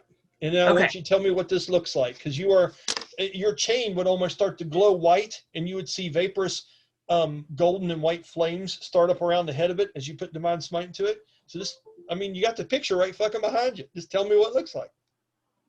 Okay. And I did say that I had my armor on, right? Because we talked about Yep, that earlier. remember, because Okay. you brought it into being. You actually were able to conjure it to you. All right, here we go. So 7, 2, 1, 2, Oh, 8. nice. What's total? Still better than me. So that's it was 9, 10, 20 plus 27. Damn, dude. 27 points of damage. Okay, what that does is when you're able to hit that, you see the plate in the middle of its chest you're targeting because you're realizing it's not about destroying this creature. It's about hitting these spots and adding up a point total and trying to do as best you can and knock that piece of armor off of the front of it so you win that point contest. You did 27 points of damage to its chest. Let me write that down. Okay, and that is your reaction. Oma went with that and that. It is 10:18, everybody. Now that if we want to go ahead and pause to now and take back up on this Sunday, does that sound good for everybody? Yes. Okay. Just know I won't be here on. Well, I'll discuss it after we finish up. Okay, that's fine. Yeah. So what we'll do is let me go ahead and make a note of this real quick on the character sheet, and then we'll do our closing statements and do our thing here. Damn. I love how I've dealt no damage and also taken none. Well, I want to be honest. It's not entirely true. You dealt damage to yourself when you kicked Tamyre in the leg earlier. So you need not beat yourself completely up, Heather. It's God. You said it, not glad me. you messaged me back? Aren't you like that's okay? That's okay. In the fight against the frostworm, I couldn't get a single hit off. No, it was rough. It was rough. So anyway, so Oma pushing it away was an awesome idea. In doing that Thunderwave created attacks of opportunity for the rest of the folks. And using that with Tomar, your Baxtra, was a great idea. Good job. It looks good there, Alex. We will take up the next time. I believe it will be. Let me see whose turn it's going to be when we play next time. So that was Alex went, and then it was going to be number 3. It'll be Art's turn next time when we begin the actual construct itself.